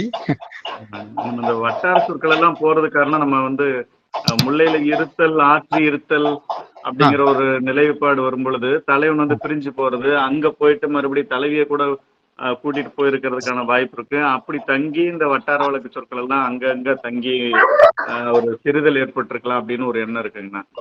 கண்டிப்பா. ஆமா ஆமா. ஏன்னா நம்ம தஞ்சையில நம்ம இரு அப்படின்னு சொல்லுவாங்க, நம்ம உக்காரு அப்படின்னு சொல்லுவோம். அங்க இருங்கிற சொல்லே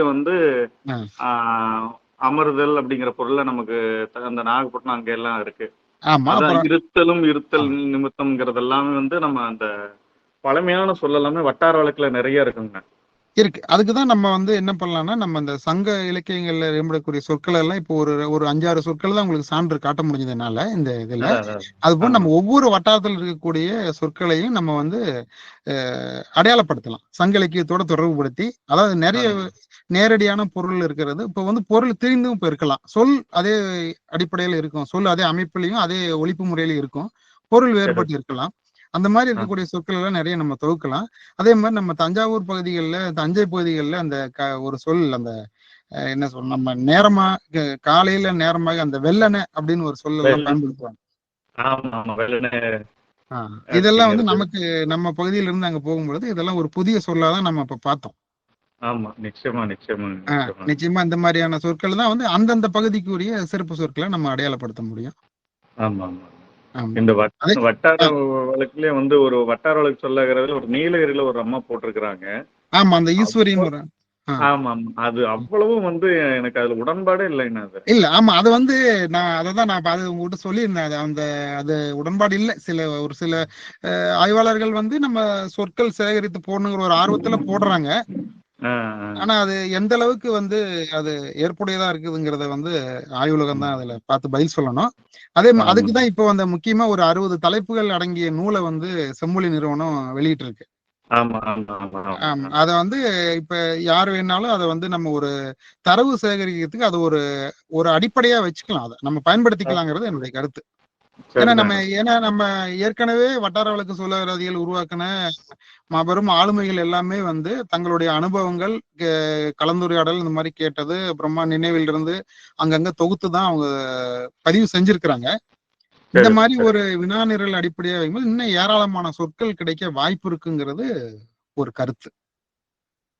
உண்மைதான் உண்மைதான். சந்திரசேகரன் அண்ணா வந்து நல்லா நிறைய பணிகளை செஞ்சுட்டு வர ரொம்ப மகிழ்ச்சியா இருக்குது.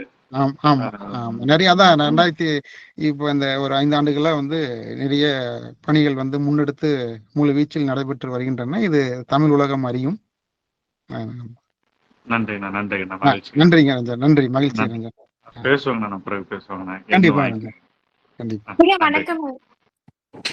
வணக்கம் ஐயா, நான் ராஜலட்சுமி ஐயா. இந்த தமிழக அரசோட சொற்குவை திட்டம், அதுல இந்த வட்டார வழக்கு சொற்களை எல்லாம் நம்ம பதிவிடுறதுக்கு வாய்ப்புகள் இருக்குமாங்க ஐயா? அது இப்ப போயிட்டு இருக்கு நம்ம தமிழக பதிவிடலாங்க. இப்ப அவங்களே வந்து அகராதிகள் இருந்து பதிவிடலாமே. ஏற்கனவே இந்த 30 அகராதிகள் இருக்கிற சொற்கள் எல்லாமே அவங்க திரட்டி பதிவிடலாம். கண்டிப்பா பதிவிடலாம். பதிவிட்டா சொல் வளம் வந்து அதிகரிக்கும். சரிங்க. இல்ல செய்யலாம். நம்மளுடைய சொற்களை எல்லாம் தொகுத்து கூட வட்டார இப்ப இந்த 30 அகராதிகள் இருந்து வட்டார வேறுபாட்டு சொல்லகராதின்னு அந்த வேளாண் சொற்களுக்கு ஒரு அகராதி வெளியிருந்திருக்கு. சரிங்க. அதை போன்று வட்டார வேறுபாட்டு அகராதி ஒன்றே உருவாக்கலாம். அந்த மாதிரி சரிங்க. இந்த ஆய்வு கொஞ்சம் முன்னெடுத்து போலாங்க ஐயா. தமிழகத்தினுடைய அனைத்து பகுதிகளிலும் வழங்கக்கூடிய வட்டாரங்கள்ல ஒரே ஒரு சொல். இப்ப அதுல ஒரு சொல் மண்வெட்டிய குறிப்பிடுறதுக்கு வந்து பேச்சு வழக்குல எழுத்து மண்வெட்டி, மம்முட்டி இப்படிதான் சொல்றாங்க. வட்டாரத்துல எல்லாம் மம்முட்டி தானங்க ஐயா சொல்றோம். அந்த மாதிரி. ஆமா. ஆனா தருமபுரி பகுதியில சனுக்கின்னு சொல்றாங்கன்னு அந்த நூல்ல பதிவு செஞ்சிருக்காங்க. மண்வெட்டிய வந்து சனுக்கின்னு சொல்றாங்கன்னு அந்த வட்டார வேறுபாட்டு வேளாண் கலை சொல்லகராதியில சொல்லியிருக்கிறாங்க. இந்த மாதிரி சொற்கள் எல்லாம் நம்ம தொகுத்து ஆவணப்படுத்தினா இன்னும் நம்ம வளம் சேர்க்கும். நன்றிங்க ஐயா. நன்றிங்க ஐயா. வணக்கங்க ஐயா. வணக்கங்க ஐயா. வணக்கம். அருமையான பொழிவுங்க. நன்றிங்க ஐயா. வழக்கு சொல் பத்தி அருமையா சொன்னீங்க. ஒரு சங்க சொல் சவுட்டுதல் என்ற ஒரு சொல்லை அழகா சொன்னீங்க. பம்ப வடுகர் பைந்தலை சவுட்டி என்ற சொல்ல வச்சு சவுட்டு நாடகம் என்பது கேரளாவில் ஒரு நாடக வடிவமாவே இருக்குங்க ஐயா. அப்புறம் இந்த கொங்கு பகுதியில் எல்லாமே திருமண பந்தத்தை ஏற்படுத்துவதற்காக கால் கட்டு போடுறதுன்னு சொல்றாங்க. கால் கட்டு போட்டா சரியாகும். அந்த சொல்லாட்சி பரவலா இருக்குங்களா? இருக்குங்களா? சரி இருக்கு. அது பையனுக்கு வயசாயிட்டு போது ஒரு கால் கட்டு போட்டா அவங்க வேலையை அவங்கவுங்க பாத்துக்குவாங்கிற மாதிரி உரையாடலும் போது அது வெளிப்படும். சரிங்க. அப்புறம் தட்டுன்னா வேற ஏதாவது பொருள் இருக்குங்களா? என்னங்க ஐயா, என்ன சொல்லுங்க? தட்டுனா ஒரு உண்மை நிகழ்வு. ஒரு பொண்ணு கிட்ட தட்டு எடுத்துட்டு வா மாட்டுக்கு போடுன்னு சொன்னா அந்த பொண்ணுக்கு தட்டுனா சோளத்தட்டு என்பது தெரியாம சாப்பிடுகிற தட்டை எடுத்துட்டு வந்துச்சு. அப்போ இந்த தட்டுங்கிற வார்த்தை வேற எங்காவது இது மாதிரி இருக்கான்னு? இல்ல, கொங்கு பகுதியில் இருக்குங்க. ஆனா வேற நாஞ்சில் வட்டாரத்துல எல்லாம் இல்ல. அது வந்து தீவனம் சோள தட்டுங்கிற மாதிரிதான் சோளத்தட்டைன்னு சொல்றாங்க. சரிங்க ஐயா. ஆனா கொங்கு பகுதியில வந்து சோளப்பயிரை காய்ந்த சோளப்பயிர் வந்து தட்டுதாங்க. அப்புறம் கொங்கர் நாடுன்னு சொன்னீங்க, அது எந்த பகுதிங்க ஐயா? பொங்கர் நாடு பொங்கர் நாடுங்க ஐயா. பொங்கர் நாடு இந்த 12 நாடுகள்ல. சரி சரிங்க. ஏன்னா திருமண பந்தத்துல எல்லாம் கொங்கு நாடு பக்கம் திருமணம் செய்வதற்கு முன்னாடி நிச்சயதார்த்தம் பண்ணும்போது என்ன நாடுன்னு கேக்குறாங்க. வரக்க நாடு, பொன்குளிக்கு நாடுன்னு எல்லாம் பேசிக்கிறாங்க. ஆனா அது சரியான பகுதி எதுன்னு தெரிஞ்சுக்கலான்னு ஆர்வமா இருக்குங்க ஐயா. அப்படிங்களா? அத வேணா பாக்கலாம், நான் பார்த்து சொல்றேன் அத. நீங்க சொன்னது பொங்கு நாடு இல்லைங்களா? ஆமா ஆமாங்க, பொங்கர் நாடுன்னு அந்த இதை சொன்னோம். பொங்கர் நாடுங்களா? மகிழ்ச்சிங்க. நன்றிங்க. அப்புறம் இந்த சவுட்டி என்ற வார்த்தை நல்ல வார்த்தைங்க. வம்ப வடிகர் பைந்தலை என்ற வார்த்தை, பஞ்சாய் கோரை பள்ளி சவுட்டின்ற அகநானூற்று தெளிவெல்லாம் நீங்க சொன்னீங்க. எனக்கு சிறப்பா இருக்கு உங்க ஆய்வு, நல்ல பயனுடையதா இருக்கு. இந்த பலிசைங்கிறது மலையாளத்துலதான் வட்டின்னு சொல்றாங்க. வேற இந்த பலிசைங்கிற வார்த்தை வேற எங்காவது சொல்றாங்களா சார்? பலிசைங்கிறது தெரியலீங்க. வட்டி வட்டி வட்டின்னு சொன்னீங்க. வட்டி அது வந்து விதைக்குறு வட்டி போதோடு போதலன்னு குறுந்தொகையில வருதுங்க, குறுந்தொகை பாடல்ல. சரிங்க ஐயா.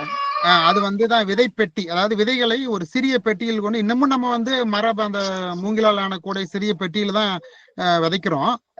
சரி, அததான் வந்து வட்டினே வந்து அந்த சொல்ல பயன்படுத்துறாங்கிறத பதிவு பண்ணுவாங்க. சரிங்க, நல்லதுங்க. இப்போ வட்டார வழக்கு சாராமவே பொதுவாகவே இந்த ஒரு வார்த்தை, இந்த கைபேசி எல்லாம் வந்த வரைக்கும் ஒரு சொல்லாட்சி வருது. இது சரியா தவறா, இது பொதுவானதா நம்ம எடுத்துக்கலாமாங்கிற ஒரு ஐயப்பாடு அடிக்கடி வரதுண்டுங்க. இப்ப பேருந்துல வரும்போது சில பேர் கைபேசி வச்சுட்டு அப்படி என்றே பேசுறாங்க. ஆனா அதுக்கு பொருள் இருக்கு, அவங்களே உணர்ந்துக்கிறாங்க. இது வட்டார வழக்குல சேருமா சேராதா? இது வட்டார வழக்கு, இது எப்படி நம்ம குறிப்பு சொல்லுன்னு சொல்றதா, இது எப்படி வட்டார வழக்குல சேருன்னு? அதாங்க, அதுதான் ஐயன் தான் வட்டார சொல்லா. நீங்க என்பது சொல்லாகும். சரிங்க, நம்ம அப்படிதான் எடுத்துக்கணும். இது நம்ம வட்டார வழக்குல எப்படி நம்ம எல்லா பகுதியிலும் நம்ம எது யாரு கேட்டாலும் நீங்க ஆமாம் என்பதுதானே அந்த பொருள் கண்டிப்பா கண்டிப்பா, ஆமா ஆமா, அந்த பொருள் அடிப்படையில தானே நம்ம. நல்லதுங்க ஐயா, அருமையான சொற்களை எல்லாம் அழகா சொன்னீங்க. கி ராஜநாதன் கரிசல் வட்டாரத்தை பத்தி சொன்னீங்க, புலவர் இளங்கோவனை பத்தி சொன்னீங்க, கொங்கு தமிழை பத்தி அழகா சொல்லிட்டீங்க. உங்க பயனுள்ள பொழிவா இருந்தது. நன்றிங்க ஐயா, வாழ்த்துக்கள், மகிழ்ச்சி. நன்றிங்க. நன்றி ஐயா. இனிய மாலை வணக்கம். அதாவது இது வந்து சந்தேகம் சார்ந்தது இல்ல, இது வந்து ஒரு கருத்துக்கள் சார்ந்தது. ரொம்ப நிறைய நான் அடிப்படையில வந்து திருநெல்வேலியை சார்ந்தவன். சோ நீங்க சொன்ன வார்த்தைகள் வந்து நம்மளுடைய புழக்கத்திலே நிறைய தமிழ் வார்த்தைகளை வந்து நம்ம பயன்படுத்துறோம் அப்படின்றது ரொம்ப மகிழ்ச்சியா இருந்துச்சு. நீங்க இன்னைக்கு சொல்லிக் கொடுத்த இந்த வார்த்தைகளை வந்து பிடிஎஃப் கோப்புகளா வந்து கொடுத்தீங்க அப்படின்னா இன்னும் பயனுள்ளதா இருக்கும் அப்படின்னு நினைக்கிறேன். சரிங்க, நான் இவங்க ஒருங்கிணைப்பாளர்கிட்ட அளிக்கிறேன், அவங்க கிட்ட நீங்க நன்றி நன்றி நன்றி வாங்கிக்கலீங்க. ஐயா வணக்கம். வணக்கங்க ஐயா, ராசிபுரம் முத்தாயம்மாள் கல்லூரியிலிருந்து குமரேசன் ஐயா. வணக்கம், சொல்லுங்க குமரேசன். வணக்கம் ஐயா. இப்போ நம்ம பகுதியில வந்து ஒரு மாவு அரைச்சி எடுக்கிறது அப்படின்னு சொல்றோம், அதை வந்து திருநெல்வேலியில திருச்சி எடுக்கிறது அப்படின்னு சொல்றாங்க. ஆமாங்க. அந்த மாதிரி சொற்களே மாறி மாறி இருக்கும்போது ஒரு சிலர் புரிஞ்சுக்க முடியாம இருக்கு. அது மட்டும் இல்லாம அந்த தொடர் வந்து பாத்தீங்கன்னா அந்த சொற்றொடரே வந்து மாறுதுங்க. எப்படின்னா மறந்து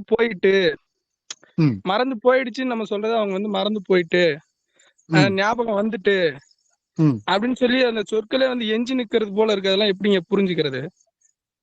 அதுதாங்க, அது வந்து இந்த நாஞ்சில் வட்டாரத்துல ஓர்மை இருக்கா, ஓர்மைப்படுத்தி பாருன்னா ஞாபகப்படுத்தி பாருன்னு சொல்றாங்க. இந்த மாதிரி நீங்க இது வந்து அந்தந்த வட்டாரத்துக்குரிய சொற்களை வந்து நம்ம அந்த வட்டார மக்களோட பழகும் பொழுதுதான் நம்மளால புரிஞ்சுக்க முடியுங்க.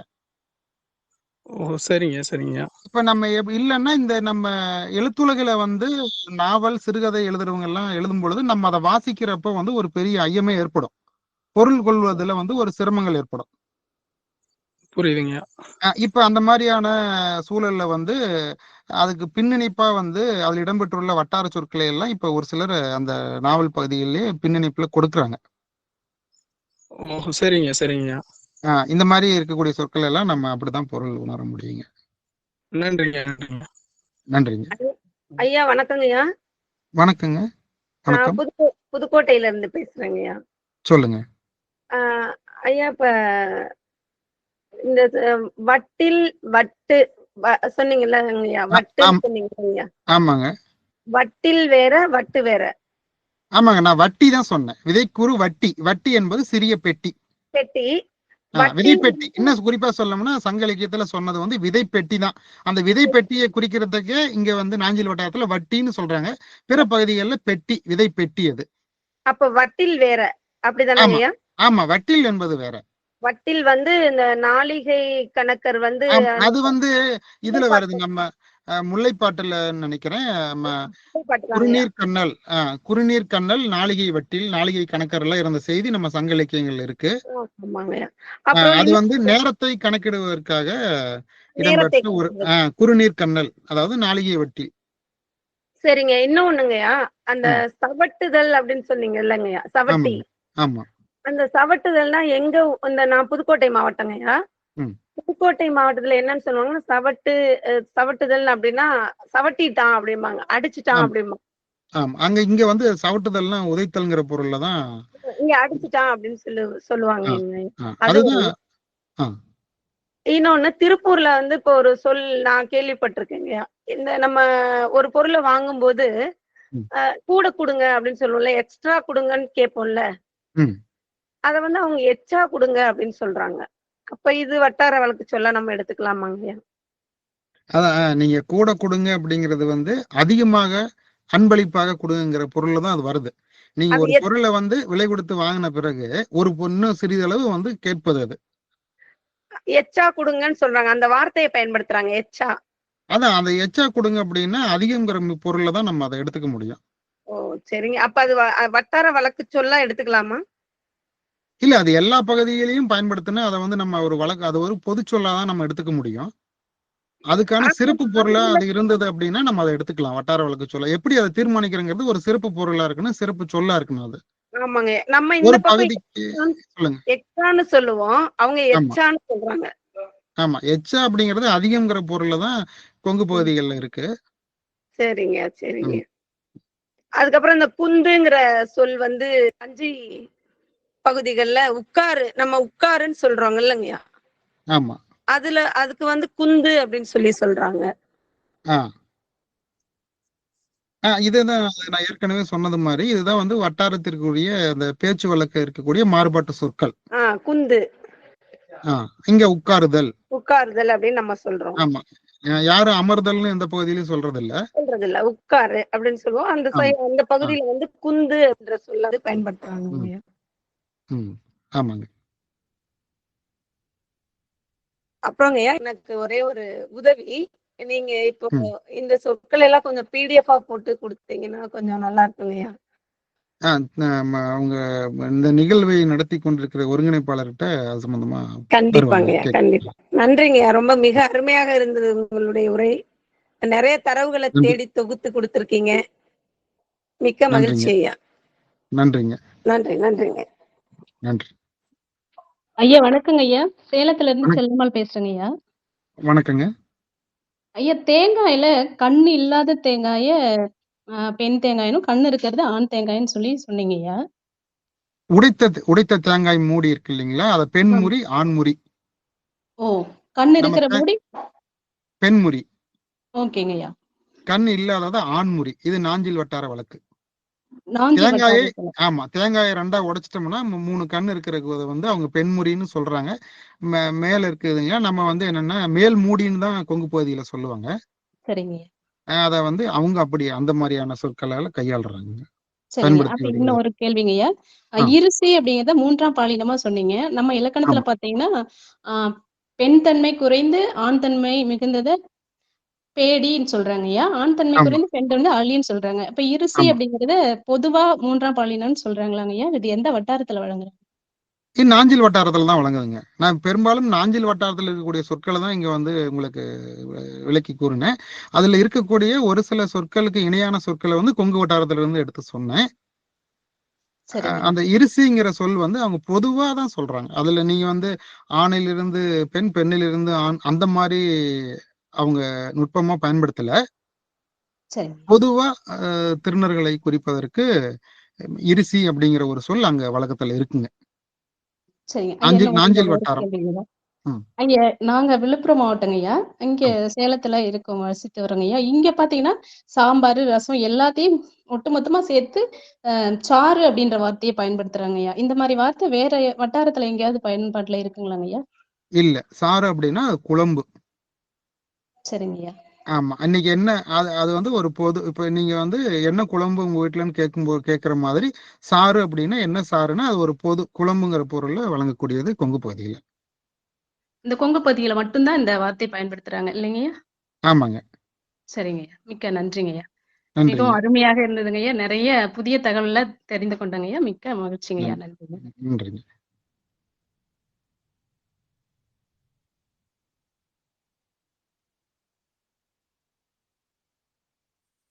ஐயா வணக்கங்க ஐயா.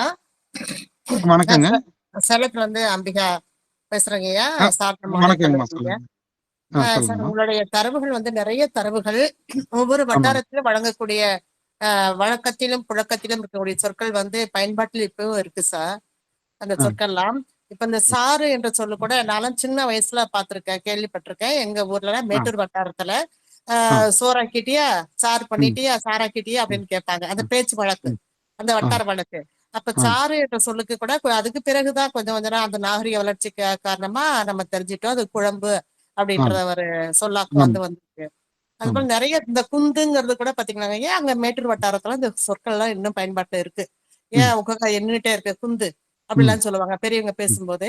அந்த பழமை வாய்ந்த சொற்கள்லாம் வந்து இன்னமும் வந்து கையாளப்பட்டுதான் வந்துட்டு இருக்கு அப்படிங்கறது கண் கூட பாத்துட்டு இருக்கோங்கய்யா. நிறைய தரவுகள் நிறைய வட்டாரத்தில் பேசப்படக்கூடிய பயன்பாட்டில் உள்ள சொற்கள்லாம் தொகுத்து சொல்லியிருக்கீங்க. ரொம்ப அருமையா இருந்ததுங்க ஐயா. இந்த பதிவு வந்து ரொம்ப பயனுள்ள பதிவு. நிறைய விஷயங்கள் வந்து தெரிஞ்சுக்கிட்டோங்க ஐயா. ரொம்ப நன்றிங்க ஐயா. நன்றிங்கம்மா. நன்றிங்க. நன்றிங்க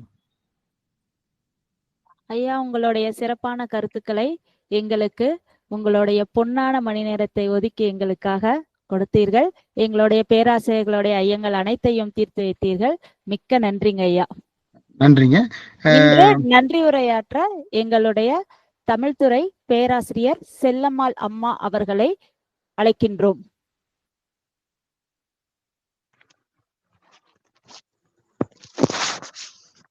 பொறுப்பிலே பிறந்து தென்னன் புகழிலே கடந்து சங்க திருப்பிலே இருந்து வைகை ஏட்டிலே தவழ்ந்து நெருப்பிலே பயின்ற பாவையாம் அகத்தியனின் அமுத மொழியாம் அமிழ்தினும் இனிய மொழியாம் என் தாய்மொழியாம் தமிழ் மொழியை வணங்கி என் நன்றியுரையை தொடங்குகின்றேன்.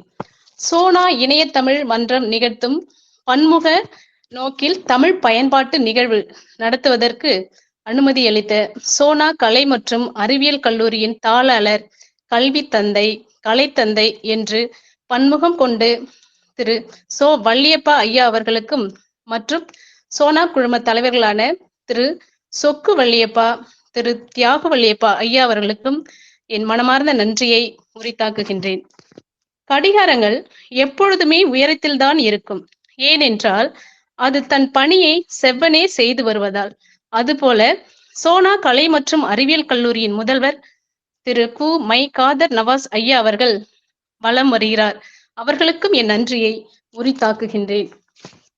இதனை இவனால் இவன் முடிக்கும் என்றாய்ந்து அதனை அவன் கண் விடல் என்ற ஐயன் வள்ளுவரின் வாக்கிற்கிணங்க பார்ப்பதற்கு எளிமையாகவும் பழகுவதற்கு சிறந்த பண்பாளர்களாகவும் அறிவிலும் ஆற்றலிலும் சிறந்து விளங்குபவராகவும் எங்களை எல்லாம் நல்வழிப்படுத்துவோராகவும் விளங்கி வரும் எம் தமிழ்துறை தலைவர் ஐயா முனைவர் கா விஜயராகவன் ஐயா அவர்களுக்கும் என் நன்றியை உரித்தாக்குகின்றேன்.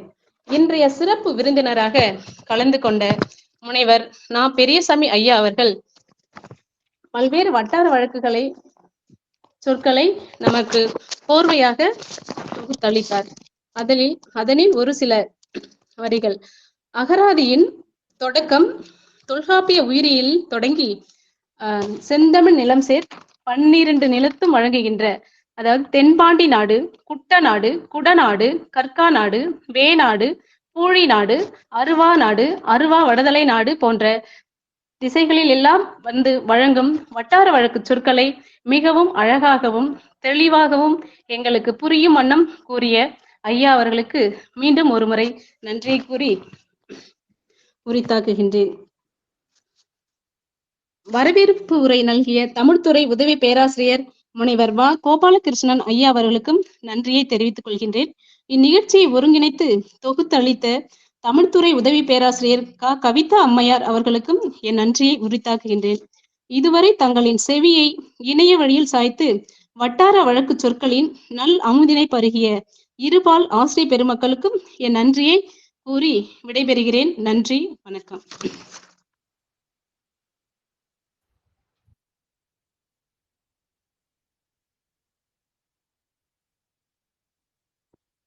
நன்றிகள் ஐயா.